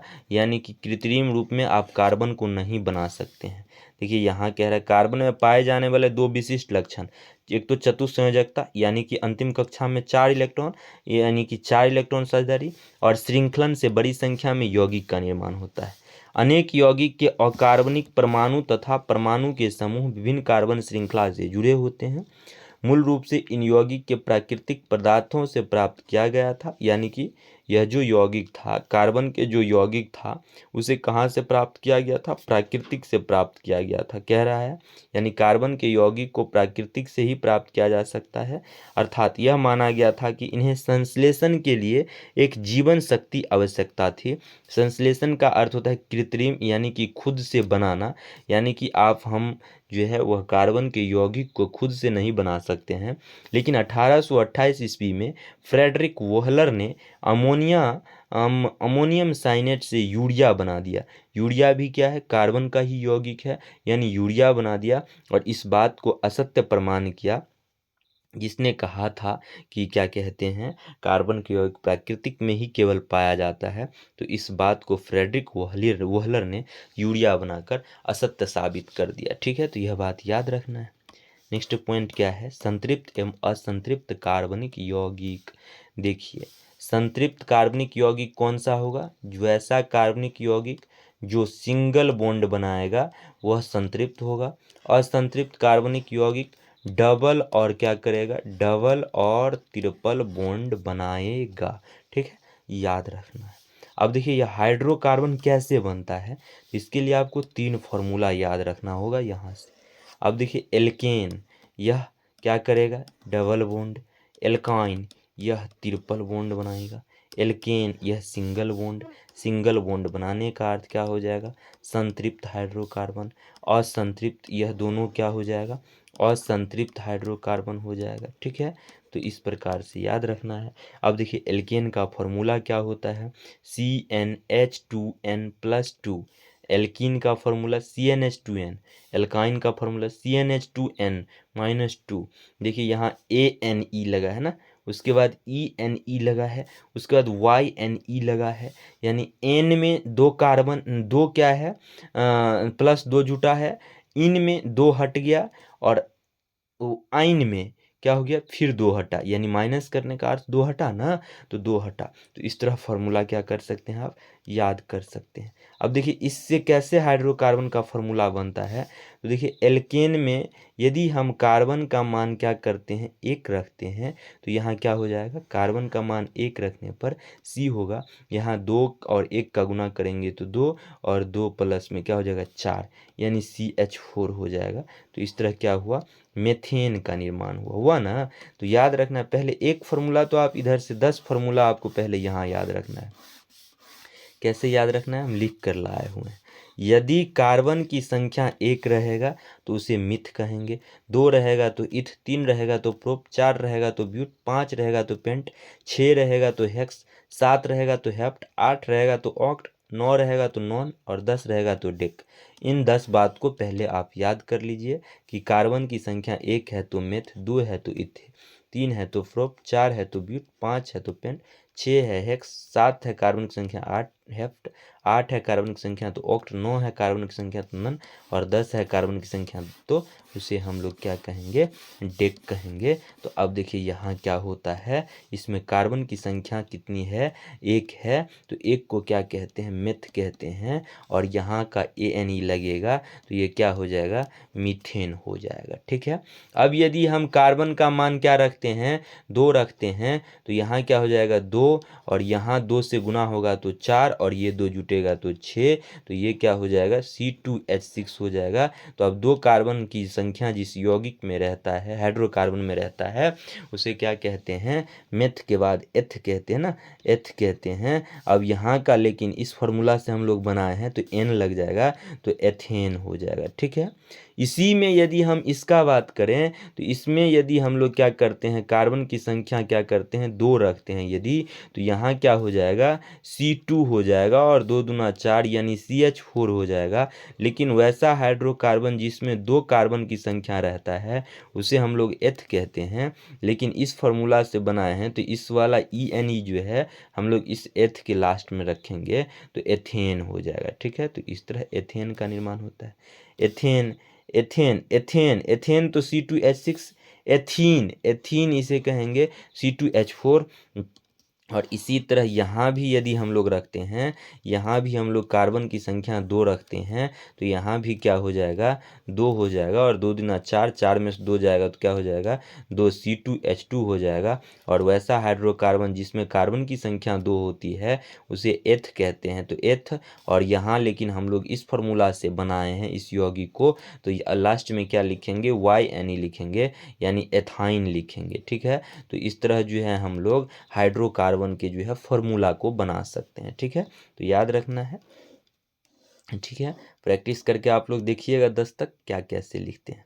अब यहाँ जो है एथेन का इलेक्ट्रॉनिक संरचना को समझाया गया है, आप देख सकते हैं, इसे हम लोग पीछे भी समझ चुके हैं इलेक्ट्रॉनिक संरचना को। अब देखिए यहाँ थोड़ा सा पढ़ लेते हैं क्या है।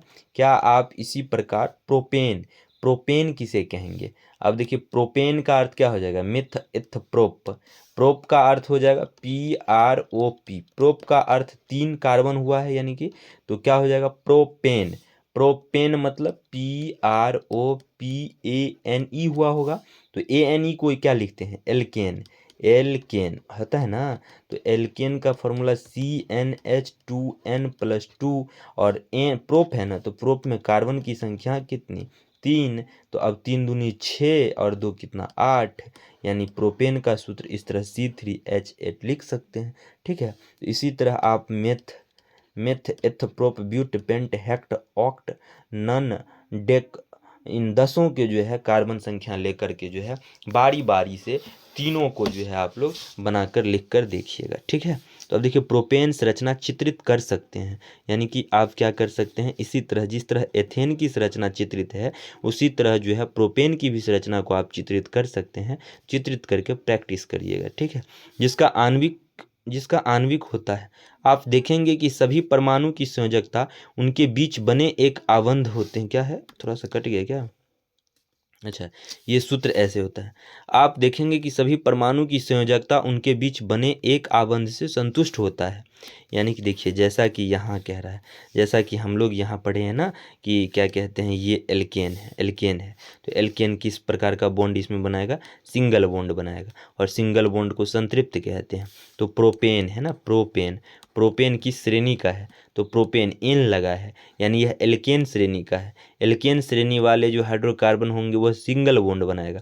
तो वही बात यहाँ कह रहा है, यही बात यहाँ क्या कह रहा है कि वह एक बंध से संतुष्ट होती है, यानी प्रोपेन में भी क्या होगा, सिंगल बॉन्ड होगा। और यहाँ एथेन है, तो एथेन में भी देखिए एक ही ऑक्सीजन एक ही इलेक्ट्रॉन का क्या किया है, साझेदारी हाइड्रोजन के साथ, एक ही इलेक्ट्रॉन का। जो भी हाइड्रोजन और कार्बन है सब एक ही इलेक्ट्रॉन का किया है, यानी एक ही इलेक्ट्रॉन का किया है, यानी कि क्या बना है, सिंगल बॉन्ड ही बना है। अगर 2 इलेक्ट्रॉन का करता तब जा कर के क्या होता, डबल बॉन्ड बनता, लेकिन सब क्या करा है, एक ही इलेक्ट्रॉन का साझेदारी करा है। इसी तरह प्रोपेन भी क्या करेगा, एक ही इलेक्ट्रॉन का साझेदारी करेगा। तो ऐसे इलेक्ट्रॉन को जो एक ही इलेक्ट्रॉन का साझेदारी करता है, इस यौगिक को संतृप्त यौगिक कहते हैं। सामान्यतः ये यौगिक अधिक क्या होता है, अभिक्रियाशील नहीं होता है।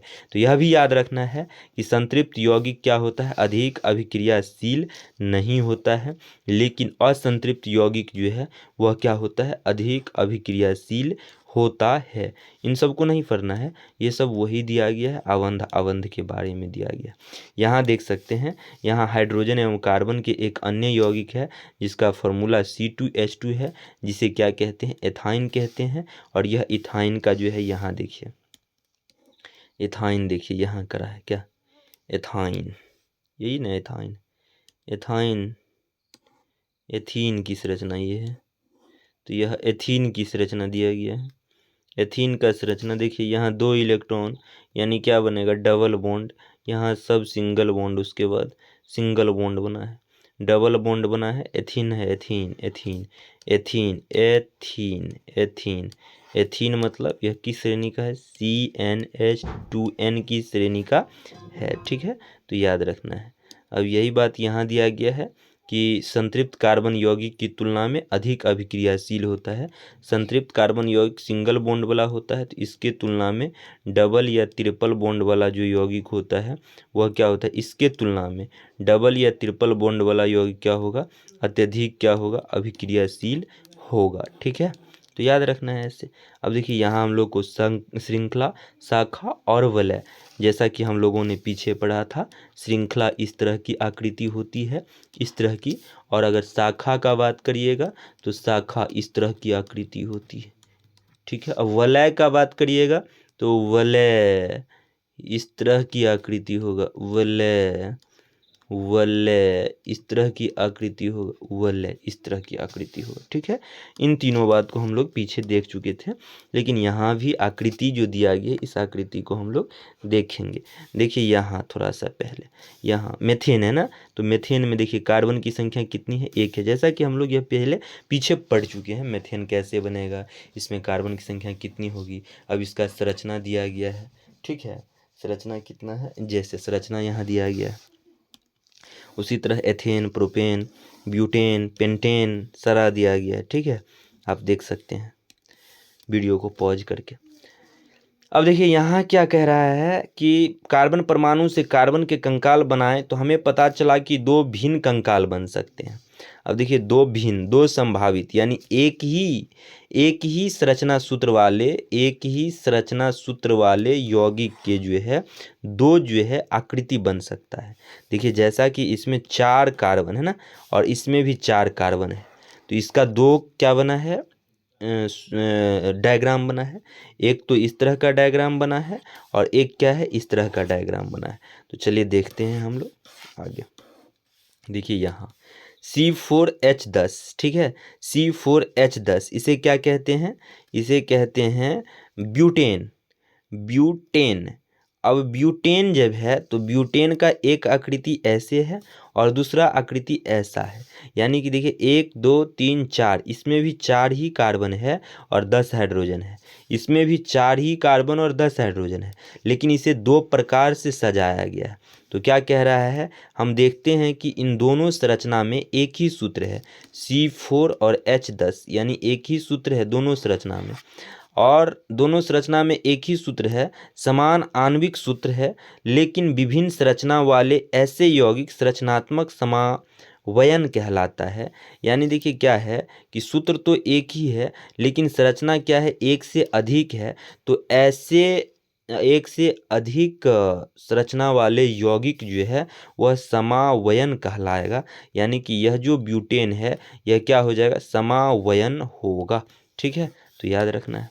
अब देखिए नेक्स्ट पॉइंट, सीधी तथा शाखा वाली कार्बन श्रृंखला के अतिरिक्त कुछ यौगिक में कार्बन के परमाणु वलय के आकार में व्यवस्थित होता है, जैसा कि यहाँ वलय की देखिए, यहाँ देख सकते हैं ना, यह वलय की आकार में व्यवस्थित हुआ है, वही बात कह रहा है। अब जैसा कि साइक्लोहेक्सेन का सूत्र इस तरह है, और इसमें जो है कार्बन की परमाणु क्या हो जाएगा, वलय के रूप में जो है वह चित्रित होगा। ठीक है, तो कुछ खास नहीं है यहाँ। क्या हो रहा है, नेक्स्ट पॉइंट क्या है कि यहाँ बेंजीन, यह बेंजीन का फॉर्मूला C6H6 होता है। यह एग्जाम दृष्टिकोण से काफ़ी महत्वपूर्ण होता है, और बेंजीन का डायग्राम कुछ इस तरह बना हुआ है, और यह भी एग्जाम दृष्टिकोण से काफ़ी महत्वपूर्ण होता है। अब देखिए क्या है कि एक में डबल बॉन्ड, एक में सिंगल बॉन्ड, एक में डबल बॉन्ड, एक में सिंगल बॉन्ड, एक में डबल बॉन्ड, एक में सिंगल बॉन्ड, और सारे हाइड्रोजन में सिंगल सिंगल बॉन्ड। तो इस तरह याद रखना है। ठीक है, देखिए 2 2 4 2 6 इस तरह वलय की आकृति में कार्बन को सजाना है। पहला double bond, single bond, double bond, single bond, double bond, single bond कर देना है। इस तरह इसका आकृति बन जाएगा बेंजीन का, और वैसे आप लोग बना भी सकते हैं, बनाना हम लोग पीछे सीखे हैं। ठीक है, और फिर से एक ही बात को बार बार यहाँ दोहराया जा रहा है, सिंगल बॉन्ड, द्वि बॉन्ड, ट्रिपल बॉन्ड, ये सारी बातें। अब देखिए यहाँ पढ़ने वाला है, थोड़ा सा मुझसे दोस्ती करेंगे। अब देखिए यहाँ क्या है, अभी तक हमने कार्बन तथा हाइड्रोजन के यौगिक की चर्चा की, लेकिन कार्बन अन्य तत्व जैसे हाइड्रोजन, ऑक्सीजन, नाइट्रोजन, सल्फर के साथ भी क्या करता है, आबंध बनाता है। हाइड्रोकार्बन श्रृंखला में यह तत्व यानी कि हाइड्रोजन, ऑक्सीजन, नाइट्रोजन, सल्फर का बात कर रहा है, एक या अधिक हाइड्रोजन को इस प्रकार प्रतिस्थापित करता है कि कार्बन की संयोजकता संतुष्ट रहती है, जैसा कि यहाँ का बात करा जा रहा है। देखिए अब यह जो है एग्जाम्पल में यदि बात करें मेथेन, मेथेन में क्या करेगा कि यह हाइड्रोजन फैमिली, हाइड्रोजन में कौन कौन आते हैं, हाइड्रोजन में आता है फ्लोरीन, क्लोरीन, ब्रोमीन, आयोडीन आता है ना, तो इसी का फैमिली क्लोरीन है ना, तो यह क्या करेगा कि एक हाइड्रोजन को हटा देगा यानी प्रतिस्थापित कर देगा, और इस हाइड्रोजन का स्थान कौन ले लेगा, क्लोरीन ले लेगा। तो अब इस तरह यहाँ हम लोग कैसे लिखेंगे, जब क्लोरीन ले लेगा तो इसे लिखेंगे, अब तो एक हाइड्रोजन को हटाया तो 3 हो जाएगा यानी CH3Cl हो जाएगा इस तरह, यानी Cl क्या हो जाएगा, यानी जो खुद क्या करा, किसी हाइड्रोजन को हटाया और खुद उस जगह पर बैठ गया, यानी वह प्रतिस्थापित करा है, और प्रतिस्थापित करा है पहला बात, और दूसरा बात याद रखना है, इस प्रकार के तत्व आपका विषम तत्व कहलाएगा। कौन विषम तत्व कहलाएगा, जो क्या करेगा, किसी को विस्थापित कर देगा, प्रतिस्थापित करके खुद उस स्थान पर बैठेगा, वह तत्व विषम तत्व कहलाएगा। यानी क्लोरीन ऐसा कार्य किया है कि हाइड्रोजन को हटाया है और खुद हाइड्रोजन की जगह पे बैठा है, तो क्लोरीन क्या कहलाएगा, विषम परमाणु कहलाएगा। यही बात यहाँ कह रहा है। ठीक है, तो याद रखना है, ऐसे यौगिक में हाइड्रोजन को प्रतिस्थापित करने वाले तत्व को विषम परमाणु कहते हैं। यह विषम परमाणु कुछ प्रक्रियात्मक समूह में भी उपस्थित होते हैं, जैसा कि सारणी 4.3 में दिया गया है।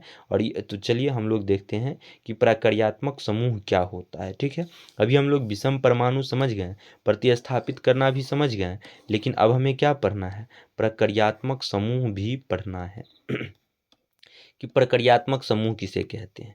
तो देखिए प्रक्रियात्मक समूह क्या होता है कि यह एक प्रकार का ग्रुप होता है, और यह ग्रुप जिस क्या कहते हैं ग्रुप में, यह ग्रुप प्रक्रियात्मक समूह क्या होता है, एक प्रकार का ग्रुप होता है, और यह ग्रुप यदि किस ग्रुप में लग जाता है, किसी भी ग्रुप में लग जाता है या किसी भी तत्व में लग जाता है, तो उस ग्रुप या तत्व का क्या करता है, रंग रूप सारा कुछ क्या कर देता है, चेंज कर देता है, और उसका रंग रूप यानी कि उस ग्रुप का, जिस ग्रुप में यह लगा है ना प्रक्रियात्मक समूह, उस ग्रुप का रंग रूप अब निर्भर करेगा कि किस प्रकार का प्रक्रियात्मक समूह लगा है।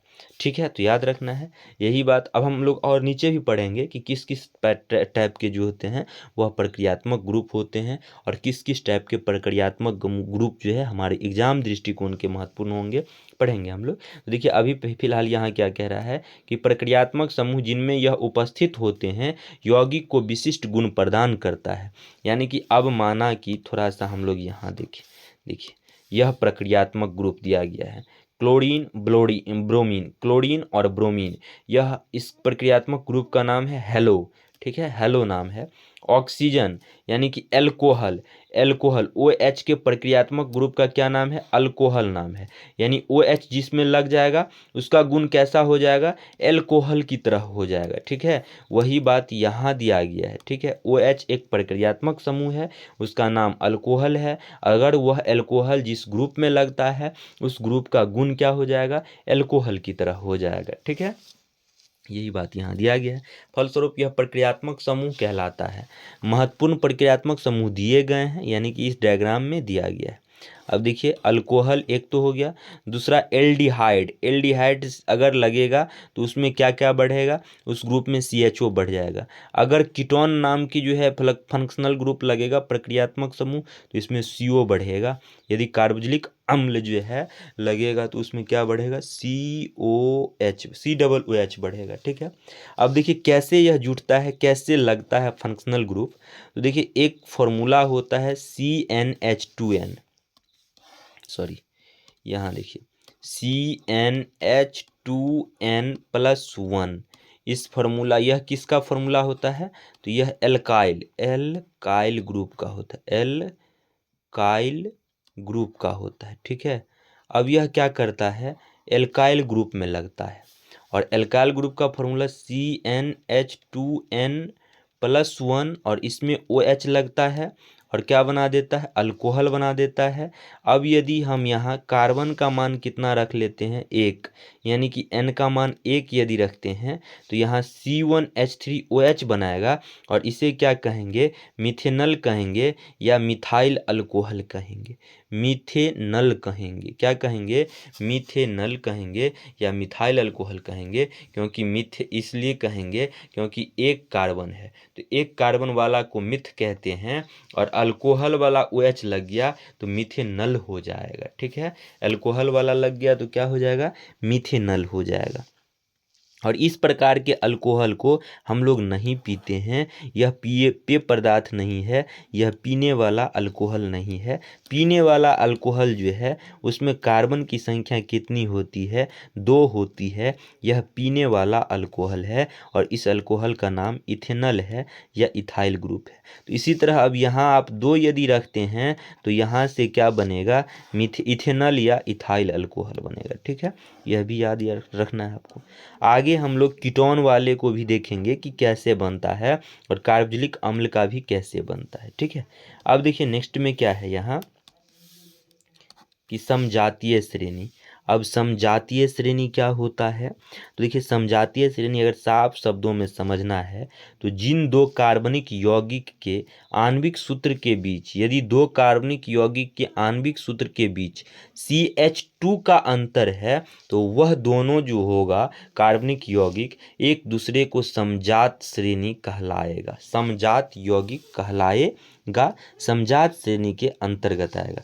पहला बात, CH2 का क्या होना चाहिए? अंतर होना चाहिए दो कार्बनिक यौगिक के बीच। यदि CH2 का अंतर भी दे देगा ऑप्शन में, या आपसे यह भी दे सकता है कि इसका आणविक द्रव्यमान CH2 का, तो आणविक द्रव्यमान CH2 का कितना हो जाएगा? 6, यानी कि यहाँ 12, और कार्बन का आणविक द्रव्यमान कितना? 12 होता है, और हाइड्रोजन का आणविक द्रव्यमान कितना होता है? 1 होता है ना। तो अब लेकिन हाइड्रोजन की संख्या कितनी है? 2 है, तो क्या हो जाएगा? 4 हो जाएगा ना, यानी कि तो सॉरी 2 1 1 2 यानी 2 हो जाएगा, यानी 12 और 2 14। यानी यदि 14 दो कार्बन यौगिक के बीच या तो 14 यूनिट का अंतर है तो भी वह क्या होगा? समजात श्रेणी का अंतर्गत आएगा। या दो कार्बनिक यौगिक के बीच CH2 का अंतर है तो भी वह क्या हो जाएगा? समजात श्रेणी के अंतर्गत आएगा।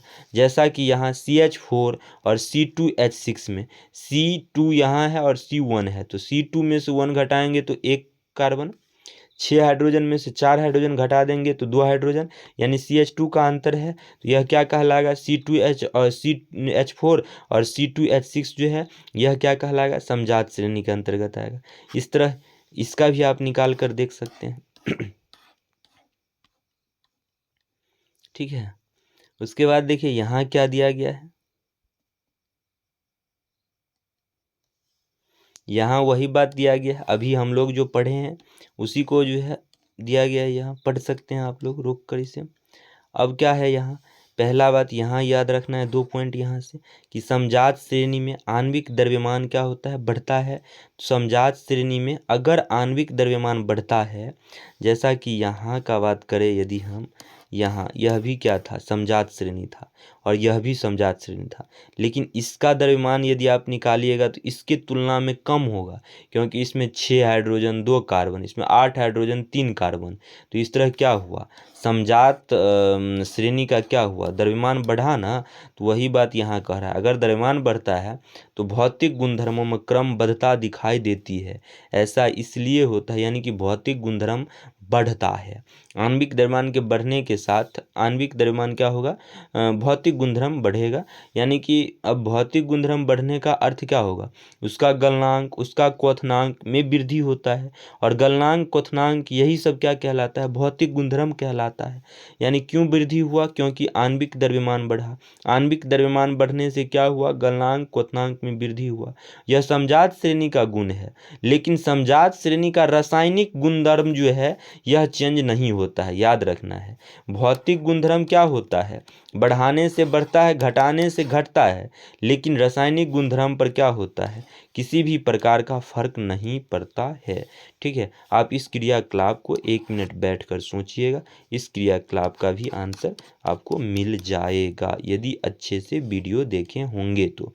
और नीचे अभी जो हम लोग पढ़ेंगे इसी क्रियाकलाप के बारे में पढ़ेंगे। ठीक है, अब देखिए यहाँ जो है यह हमारे एग्जाम दृष्टिकोण से महत्वपूर्ण एक पॉइंट भी नहीं है, इसलिए हम लोग नहीं पढ़ेंगे, क्योंकि हमारा जो है वह वीडियो लंबा हो जाएगा। अब देखिए यहाँ भी नहीं है, इस बात को हम लोग पीछे पढ़ चुके हैं। ठीक है, यहाँ भी कोई महत्वपूर्ण नहीं है। यहाँ देखिए अगर इसका बात करिएगा तो ये थोड़ा सा महत्वपूर्ण है, थोड़ा सा, लेकिन हालांकि यह महत्वपूर्ण यह भी नहीं है। अब देखिए जैसा कि यदि हम बात करें तो मेथेनल बना था ना, तो इसमें OL जो आया था वह OL कहाँ से आया था, मेथेनल जो था यह एल्कोहल है ना, एल्कोहल है। मेथेनल क्या है, एल्कोहल ग्रुप का है। एल्कोहल ग्रुप यानी कि OH लगा था, उसके बाद मेथेनल बना था। अब OH लगने से अगर मेथेनल बना था तो OL लगाना था ना, तो सभी के ऊपर, सभी के आगे क्या लगाना है, अगर जिसमें भी OH से बनेगा, जो भी यौगिक OH से बनेगा उस यौगिक के आगे OL लगाना है। यही बात यहाँ कह रहा है। एल्डिहाइड में Al लगाना है, कीटोन में ONE लगाना है, कार्बोक्सिलिक अम्ल में OIC लगाना है, एल्कीन में ENE लगाना है, एल्काइन में YNE लगाना है। तो इस सब को तो हम लोग पीछे पढ़ चुके हैं। ठीक है, इस क्या कहते हैं क्वेश्चंस को भी आप क्या करना है, क्या कहते हैं क्वेश्चंस को भी बनाना है, ताकि खुद से बनाना है, ताकि आपको आपका प्रैक्टिस जो है वो बन सके। ठीक है, अब देखिए यहाँ कुछ जो है वह कार्बन के बारे में दिया गया है, कार्बन के रासायनिक गुणधर्म। अब देखिए क्या कह रहा है, जब आप कार्बन को ऑक्सीजन की उपस्थिति में जलाएंगे तो आपको क्या क्या मिलेगा, कार्बन डाइऑक्साइड के साथ साथ उष्मा भी मिलेगा, उष्मा के साथ साथ प्रकाश भी मिलेगा। तो यह क्या करना है, याद रखना है बात को। ठीक है, इस तरह जो है 3 एग्जाम्पल दिया गया। नेक्स्ट पॉइंट देखिए, यहाँ क्या कह रहा है क्रियाकलाप में, कि हमें नेफ्थलीन लेना है, कैम्फर लेना है, एल्कोहल लेना है। ठीक है, और तीनों को क्या करना है, जलाने के लिए हमें कह रहा है। देखिए नेफ्थलीन असंतृप्त हाइड्रोकार्बन है, कैम्फर असंतृप्त हाइड्रोकार्बन है, लेकिन एल्कोहल क्या है, संतृप्त हाइड्रोकार्बन है। तो देखिए असंतृप्त हाइड्रोकार्बन यहाँ हम लोग नीचे देखेंगे, नीचे दिया गया है। तो देखिए यहाँ क्या है कि संतृप्त हाइड्रोकार्बन क्या करता है कि धुआं नहीं निकालता है। क्यों नहीं निकालता है, क्योंकि इसका पूर्ण दहन होता है। पूर्ण दहन क्यों होता है, क्योंकि इसमें ऑक्सीजन की मात्रा जो है वह भरपूर मिलता है, और जिसके दहन के समय ऑक्सीजन की मात्रा भरपूर मिलेगा उसमें क्या होगा, धुआं नहीं निकलेगा, उसका दहन पूर्ण होगा। ठीक है, तो याद रखना है। तो कुछ संतृप्त में इसी तरह होता है। तो जैसा कि अल्कोहल का बात करें अगर हम, तो अल्कोहल में क्या होगा कि धुआं नहीं निकलेगा, पूर्ण दहन होगा इसका। ठीक है, क्योंकि यह संतृप्त की श्रेणी में आता था। और बाकी जो था नेफ्थलीन कुछ और एक करके कैम्फर, वह क्या था, असंतृप्त था। तो असंतृप्त का गुण क्या होता है, अपूर्ण दहन होता है, ठीक है। और असंतृप्त में क्या होता है, काले धुआं वाली पीली ज्वाला निकलती है, ठीक है। तो यह भी बात याद रखनी है। यह सारा जो हाईलाइट करके लाए हैं यह काफ़ी एग्जाम दृष्टिकोण से महत्वपूर्ण है। नेक्स्ट पॉइंट जो है, धातु की तस्तरी पर कजली निक्षेपण होगा, यानी कि जब आप बर्तन में खाना बनाते हैं तो उस बर्तन में पीछे में क्या होता है कि काला काला काला काला लग जाता है, उसी का बात करा जा रहा है। तो उस स्थिति में उसे क्या कहते हैं, वह असंतृप्त कार्बनिक यौगिक का यह सब गुण है। अब देखिए, लेकिन वायु की आपूर्ति को सीमित कर देने से अपूर्ण दहन होने पर संतृप्त हाइड्रोकार्बन में भी कजली निकलती है। देखिए, असंतृप्त हाइड्रोकार्बन में तो कजली यानी कि यह क्या कहते हैं, यह काला काला काला काला लगता ही है। लेकिन यदि आप संतृप्त हाइड्रोकार्बन में भी ऑक्सीजन की उपस्थिति को कम कर देंगे तो उस स्थिति में भी इस प्रकार का कजली लगेगा, यही बात कह रहा है। घरों में उपयोग में लाई जाने वाली गैस अथवा केरोसिन के स्टोव में वायु के लिए छिद्र होता है, ठीक है, जिनसे पर्याप्त मात्रा में ऑक्सीजन समृद्ध मिश्रण जलकर स्वच्छ नीली ज्वाला देती है। यानी कि घर में जो हम लोग गैस का यूज करते हैं, आप देखे होंगे बर्नर, उस बर्नर में क्या होता है, छिद्र होता है ना, उस छिद्र के माध्यम से गैस आता भी है और इस छिद्र के माध्यम से ऑक्सीजन भी जाता है, जिस वजह से उस बर्नर में जो गैस आता है वह पूर्ण रूप से दहन होता है उस गैस का, और वह गैस नीला लौ के साथ चलता है। अगर वह गैस नीला लौ के साथ नहीं जलेगा तो उस ईंधन को माना जाएगा कि वह ईंधन पूर्ण रूप से दहन नहीं हो रहा है, ठीक है। तो याद रखिएगा, एग्जाम में पूछा भी जाता है कि ईंधन अगर नीली लौ के साथ नहीं जलता है तो उससे हम क्या कह सकते हैं, यानी ईंधन का पूर्ण दहन नहीं हो रहा है, हम कह सकते हैं। अब देखिए नेक्स्ट पॉइंट, यदि कभी बर्तन के तले काले होते हुए दिखाई देते हैं, इसका अर्थ है कि वायु का छिद्र क्या हो गया है, अवरुद्ध हो गया, और अवरुद्ध होने से ईंधन का व्यर्थ हो रहा है। कोयला तथा पेट्रोलियम जैसे ईंधन में कुछ मात्रा में नाइट्रोजन और सल्फर होती है, और इनके दहन के फलस्वरूप सल्फर तथा नाइट्रोजन के ऑक्साइड का निर्माण होता है, जो पर्यावरण में क्या है, प्रमुख प्रदूषक है, ठीक है। तो याद रखना है। अब देखिए यहाँ क्या है, इसे पढ़ लेना है आपको, इसमें कुछ समझना नहीं है, इसे वीडियो को रोक करके पढ़ लेना है। और यहाँ जो भी पॉइंट दिया गया है वह एग्जाम दृष्टिकोण से महत्वपूर्ण है, ठीक है। अब हम एक पॉइंट यहाँ सिर्फ आपको समझा देते हैं। एक पॉइंट यह समझाना है कि देखिए, ज्वाला का अर्थ क्या हो जाएगा और उष्मा का अर्थ, ज्वाला मतलब क्या हो जाएगा, प्रकाश हो जाएगा, उष्मा मतलब टेम्परेचर एक तरह से हो जाएगा, ठीक है। यह बात को याद रखना है और यहाँ सारे पॉइंट को पढ़ लेना है, ठीक है, और याद रखना है। नेक्स्ट पॉइंट क्या है यहाँ कि कोयला एवं पेट्रोलियम का निर्माण, ठीक है। तो अब देखिए, कोयला एवं पेट्रोलियम का निर्माण कैसे होता है, जैव मात्रा से होता है, लेकिन दोनों में अलग अलग जैव मात्रा से होता है। कोयला लाखों वर्ष पुराने वृक्ष, फर्न, अन्य पौधे का अवशेष से हुआ है। संभवतः यह अवशेष कैसे बना है, तो भूकंप और ज्वालामुखी फटने के कारण धरती में चट्टानों की परत के नीचे दब गए थे तथा धीरे धीरे क्षय होकर यह कोयला बन गया। तेल तथा गैस जो है लाखों वर्ष पुराने छोटे समुद्री पौधे तथा जीव के अवशेष से हुए हैं। यह बात याद रखना है कि कोयला जो बना है यह क्या, पृथ्वी के ऊपर ही, ठीक है, यानी कि धरातल पर ही जो है वह भूकंप ज्वालामुखी के वजह से जो दबा था पेड़ पौधा, उसके सड़ने गलने से बना है। लेकिन जब पेट्रोलियम बनता है तो यह समुद्री जीव के, ठीक है। यही दो बात आपको क्या करना था, अंतर करना था और याद करके रखना है, ठीक है। एग्जाम दृष्टिकोण से काफ़ी महत्वपूर्ण होगा। ये क्या हो गया,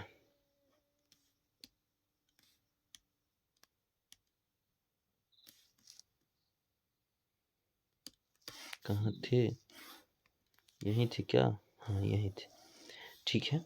अब देखिए, हमें ऑक्सीकरण के बारे में जानना है। यहाँ ऑक्सीकरण के बारे में हालांकि हम लोग पीछे डिटेल में पढ़े हैं, लेकिन यहाँ हमें डिटेल में नहीं पढ़ना है। ऑक्सीकरण मतलब ऑक्सीजन का जुड़ना, हमें ऑक्सीकरण मतलब ऑक्सीकरण के बारे में यहाँ हमें क्या करना है, डिटेल में नहीं पढ़ना है। देखिए यहाँ क्या है, इथाइल अल्कोहल है ना, इथाइल अल्कोहल। अब इस इथाइल अल्कोहल को क्या है कि क्षारीय KMnO4, इसे पोटासियम परमैंगनेट कहते हैं। पोटासियम परमैंगनेट या अम्लीयकृत K2Cr2O7 की उपस्थिति में जो है इसमें से क्या होता है, इसका अल्कोहल का जो है ऑक्सीकरण होता है और एथनोइक अम्ल का निर्माण करता है। तो यह रिएक्शन याद रखना है एग्जाम दृष्टिकोण से, और इस रिएक्शन के बारे में यहाँ भी दिया गया है। अब देखिए यहाँ क्या है, ऑक्सीकारक, यह भी एग्जाम दृष्टिकोण से पॉइंट महत्वपूर्ण है कि ऑक्सीकारक किसे कहते हैं। तो वैसा तत्व या वैसा पदार्थ जो क्या करता है, अन्य पदार्थों को ऑक्सीजन देने की क्षमता होती है। यानी कि इस पदार्थ से ऑक्सीजन लेकर इस पदार्थ में जो ऑक्सीजन दिया है ना, इस पदार्थ में जो ऑक्सीजन दिया है वह किसके वजह से, यह KMnO4 की वजह से। यानी कि KMnO4 क्या हो जाएगा, यहाँ ऑक्सीकारक हो जाएगा। ठीक है, तो याद रखना है। पोटासियम परमैंगनेट यानी कि अम्लीकृत पोटासियम डाइक्रोमेट इसे कहते हैं। अल्कोहल को अम्लों से क्या किया है, ऑक्सीकृत किया है। इस अल्कोहल को क्या किया है, ऑक्सीकृत किया है, ऑक्सीकृत करके एथनोइक अम्ल बनाया है। तो जिसने ऑक्सीकृत किया है, किसने किया है, KMnO4 और पोटासियम डाइक्रोमेट ने। तो इन जो ऑक्सीकृत करवाएगा उसे क्या कहेंगे, ऑक्सीकारक कहेंगे। ठीक है, तो याद रखना है इस तरह। अब देखिए यहाँ क्या है, संकलन अभिक्रिया। संकलन अभिक्रिया क्या होता है, प्लेडियम तथा निकेल जैसे उत्प्रेरक की उपस्थिति में असंतृप्त हाइड्रोकार्बन हाइड्रोजन जोड़कर संतृप्त हाइड्रोकार्बन बना देते हैं। इसे क्या कहते हैं, संकलन अभिक्रिया। संकलन अभिक्रिया का अर्थ क्या होगा, असंतृप्त हाइड्रोकार्बन हाइड्रोजन जोड़ता है। यानी संकलन अभिक्रिया में क्या हो जाएगा, जुड़ रहा है। क्या हो रहा है, जुड़ रहा है। क्या जुड़ रहा है, हाइड्रोजन जुड़ रहा है। कहाँ जुड़ रहा है, तो असंतृप्त हाइड्रोकार्बन में जुड़ रहा है। याद रखना है, असंतृप्त हाइड्रोकार्बन में जुड़ रहा है। इस प्रक्रिया को क्या कह रहे हैं, संकलन अभिक्रिया कहते हैं। ठीक है, यहाँ देखिए उत्प्रेरक वे पदार्थ होते हैं जिनके कारण अभिक्रिया भिन्न दर से आगे बढ़ती है।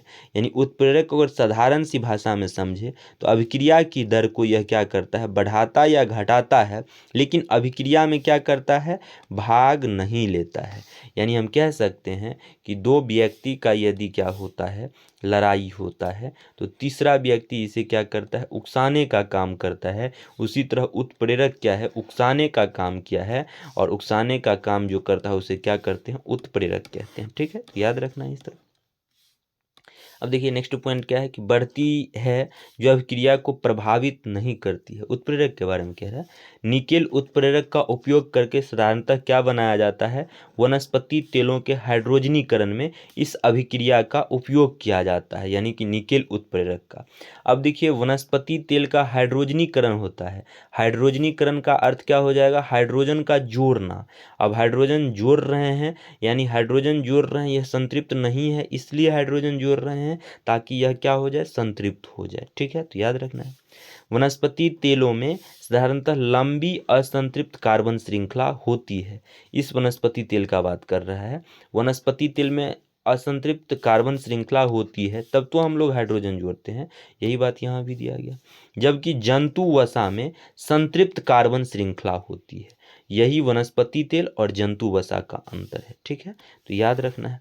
अब देखिए यहाँ भी महत्वपूर्ण पॉइंट है। आपने देखा होगा कि कुछ विज्ञापन में कहा जाता है कि वनस्पति तेल क्या है, स्वास्थ्यवर्धक होते हैं। क्यों स्वास्थ्यवर्धक होते हैं, क्योंकि यह असंतृप्त होता है। असंतृप्त मतलब यह अपने में घुलाने की क्षमता रखता है। ठीक है, लेकिन जंतु वसा संतृप्त होता है, यह किसी को अपने में घुलने नहीं देगा, इसलिए यह क्या होता है, हानिकारक होता है। ठीक है, तो याद रखना है। अब प्रतिस्थापन अभिक्रिया क्या है, तो प्रतिस्थापन अभिक्रिया का अर्थ होता है खुद ही क्या होता है, दूसरे को हटाकर खुद बैठ जाना। यानी यहाँ देखिए CH4 और क्लोरीन से अभिक्रिया जब हुआ तो एक हाइड्रोजन को हटा के CH3 करके क्लोरीन यहाँ बैठ गया और यहाँ एक हाइड्रोजन को लेकर बैठ गया। इसे क्या कहेंगे, प्रतिस्थापन अभिक्रिया कहेंगे। ठीक है, कुछ खास नहीं है एग्जाम दृष्टिकोण से। अब देखिए यहाँ हमें क्या पढ़ना है, एथेनॉल की क्या पढ़ना है, गुणधर्म। एथेनॉल अभी हम लोग जो पढ़ रहे थे, जिसे एथेनॉल, जिसे हम लोग क्या कहते हैं, दारू शराब में पीते हैं, एथेनॉल। अब देखिए एथेनॉल कक्ष के ताप पर यानी कि रूम के ताप पर किस अवस्था में होता है, द्रव अवस्था में होता है। ठीक है। सामान्यतः एथेनॉल को एल्कोहल कहा जाता है जिसे हम लोग दारू शराब में पीते हैं, तथा यह भी सभी अल्कोहल पेय पदार्थ का महत्वपूर्ण अवयव होता है था यह सभी अल्कोहल पेय पदार्थ का महत्वपूर्ण अवयव होता है। इसके अतिरिक्त यह एक अच्छा विलायक होता है।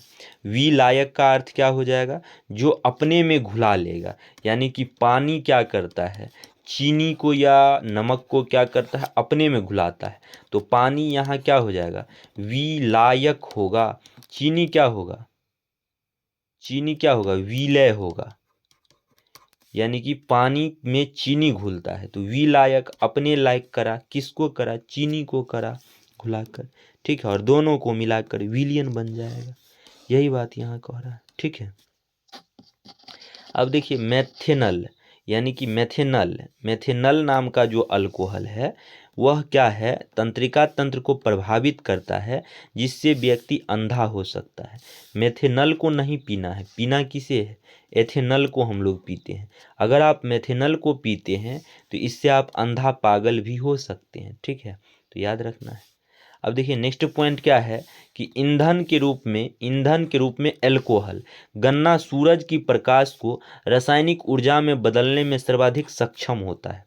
गन्ने का रस जो है वह मोलेसस बनाने के उपयोग में लाया जाता है, जिसका किण्वन करके एल्कोहल एथेनॉल तैयार किया जाता है। कुछ देश में एल्कोहल में पेट्रोल मिलाकर उसे स्वच्छ ईंधन के रूप में इस्तेमाल किया जाता है, और यह ईंधन पर्याप्त ऑक्सीजन होने पर केवल कार्बन डाइऑक्साइड एवं जल उत्पन्न करता है। तो याद रखिएगा कि क्यों जो है वह ईंधन के रूप में एल्कोहल जो है का प्रयोग किया जाता है, यह भी यहाँ दिया गया था। अब नेक्स्ट पॉइंट क्या है कि एथेनोइक अम्ल, एथेनोइक का अर्थ क्या हो जाएगा, OIC, यानी कि यह किस समूह का है, कार्बोजिलिक अम्ल, कार्बोजिलिक फंक्शनल ग्रुप का है, COOH इसमें यानी कि जुटा है। एथेनोइक मतलब एथ लिया है ना, एथ मतलब क्या हो जाएगा, कार्बन की संख्या कितनी होगी बताओ, एथ मतलब कार्बन की संख्या 2 होगी ना, कार्बन की संख्या कितनी होगी, 2 होगी। तो अब देखिए एथेनाइक, ये सब हम लोग लिखना पीछे सीख चुके हैं, आप इसे लिख भी सकते हैं। देखिए एथेनोइक अम्ल को सामान्यतः क्या कहते हैं, एसिटिक अम्ल कहते हैं। ठीक ना, एथेनोइक अम्ल को क्या कहते हैं, एसिटिक अम्ल कहते हैं। अब देखिए यदि इसका थोड़ा सा हम यदि लिखें तो देखिए CnH2n+1 और COOH हो जाएगा। ठीक है, तो अब देखिए यहाँ कार्बन हम लोग एक ही लेंगे।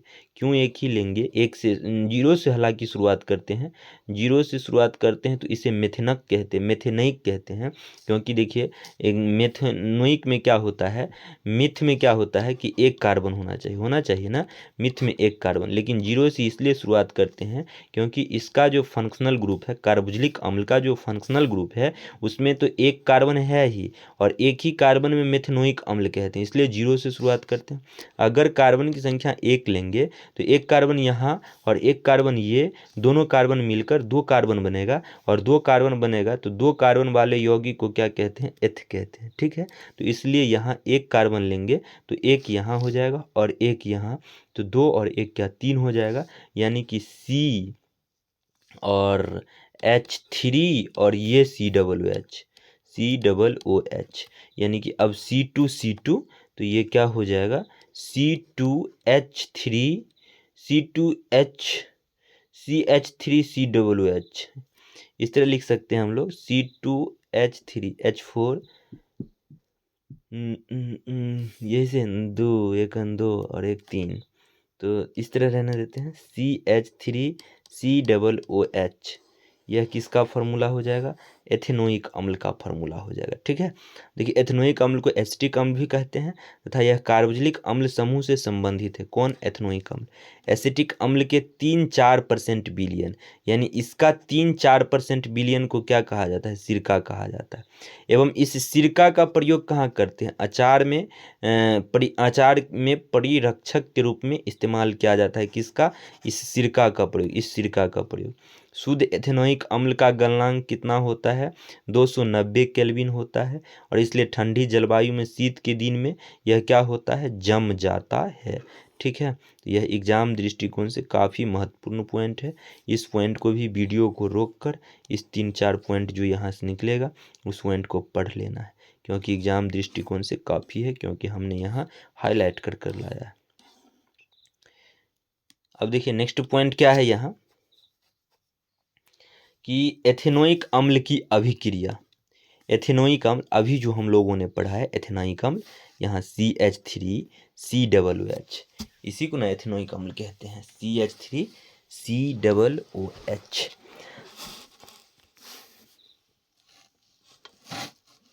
अब देखिए क्या हुआ कि जब एस्टरीकरण अभिक्रिया किसे कहते हैं, देखिए एस्टर मुख्य रूप से अम्ल एवं अल्कोहल की अभिक्रिया से निर्मित होता है। ये तो अम्ल है और यह क्या है, अल्कोहल है। दोनों को जब हम रिएक्ट कराते हैं तो यह एस्टर बनता है। तो इस तरह की अभिक्रिया को याद रखना है, एग्जाम दृष्टिकोण से महत्वपूर्ण है, यही बात वहाँ कहा गया। सामान्यतः एस्टर की गंध क्या होती है, मृदु होती है। इस एस्टर का बात करा जा रहा है। इसका उपयोग इत्र बनाने एवं स्वाद उत्पन्न करने वाले कारक के रूप में किया जाता है। इस एस्टर का प्रयोग सोडियम हाइड्रोक्साइड यानी NaOH के बारे में कहा जा रहा है। अब देखिए इस NaOH के बारे में कहा जा रहा है। अभिक्रिया द्वारा जो एक क्षार है, यानी यह एक क्या है, क्षार है। एस्टर पुनः एल्कोहल एवं कार्बोक्सिलिक अम्ल का सोडियम लवण बनाता है। यह एस्टर क्या करता है, यह तो एस्टर है ना, और यह एस्टर इस क्षार के साथ मिलकर पुनः से क्या बना दिया, एथेनोइक अम्ल बना दिया और कार्बोक्सिलिक अम्ल बना दिया। तो इस अभिक्रिया को क्या कहते हैं, साबुनीकरण कहा जाता है। तो याद रखना है साबुनीकरण किसे कहते हैं। तो देखिए सोडियम हाइड्रोक्साइड के साथ जो है एस्टर मिलकर जो है कार्बोक्सिलिक अम्ल का सोडियम लवण और क्या करता है, एल्कोहल बनाता है। इस विधि को क्या कहते हैं, साबुनीकरण कहते हैं। तो यह भी क्या है, एग्जाम दृष्टिकोण से काफ़ी महत्वपूर्ण है। अब देखिए क्योंकि इसमें साबुन तैयार किया जाता है, साबुन दीर्घ श्रृंखला वाले कार्बोक्सिलिक अम्ल, सोडियम तथा पोटासियम लवण होते हैं। ठीक है, तो यह भी पॉइंट काफ़ी क्या है, एग्जाम दृष्टिकोण से महत्वपूर्ण पॉइंट है। नेक्स्ट पॉइंट, क्षारक के साथ अभिक्रिया। क्षारक क्या है, NaOH क्षारक है। अब खनिज अम्ल की भांति एथेनोइक अम्ल जो है, एथेनोइक अम्ल यानी CH3COOH के एथेनोइक अम्ल है। हाइड्रोक्साइड यानी NaOH जैसे क्षारक से अभिक्रिया करके लवण तथा जल बनाता है। ये लवण और जल बनाता है। ठीक है, तो याद रखना है। नेक्स्ट पॉइंट देखिए क्या है यहाँ, नेक्स्ट पॉइंट में यहाँ है कि कार्बोनेट और हाइड्रोजन कार्बोनेट, कार्बोनेट यानी Na2CO3 का बात कर रहा है, हाइड्रोजन कार्बोनेट NaHCO3 का बात कर रहा है। एथेनोइक अम्ल, एथेनोइक अम्ल ये हुआ ना, एथेनोइक अम्ल के साथ अभिक्रिया करके लवण बनाया, जल बनाया, कार्बन डाइऑक्साइड। इसी तरह यह भी लवण, जल, कार्बन डाइऑक्साइड बनाया। तो इस तरह याद रखना है, इस तरह रिएक्शन एग्जाम में, क्योंकि एग्जाम दृष्टिकोण से काफ़ी महत्वपूर्ण है। थोड़ा सा छोटा कर लेते हैं। देखिए साबुन के निर्माण कैसे होता है।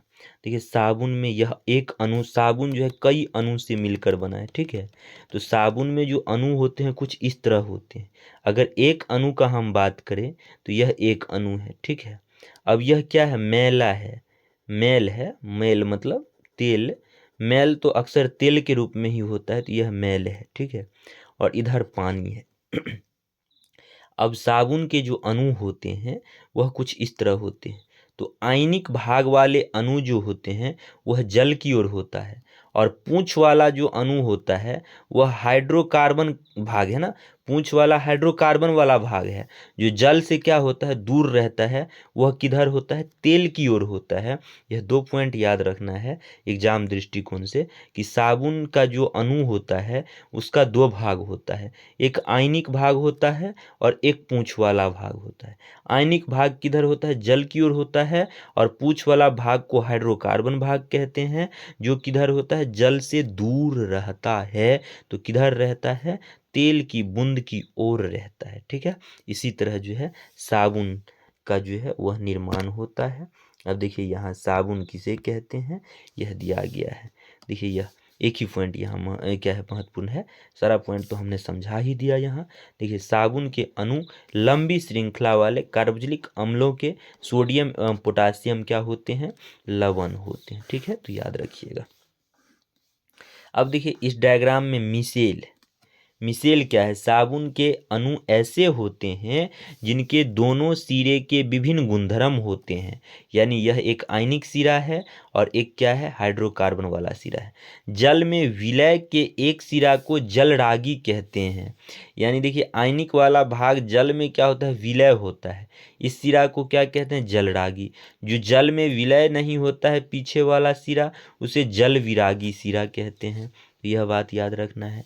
जब साबुन जल की सतह पर होता है तब इसे अणु अपने को इस प्रकार व्यवस्थित कर लेता है, इसका आयनिक सिरा जल के अंदर होता है।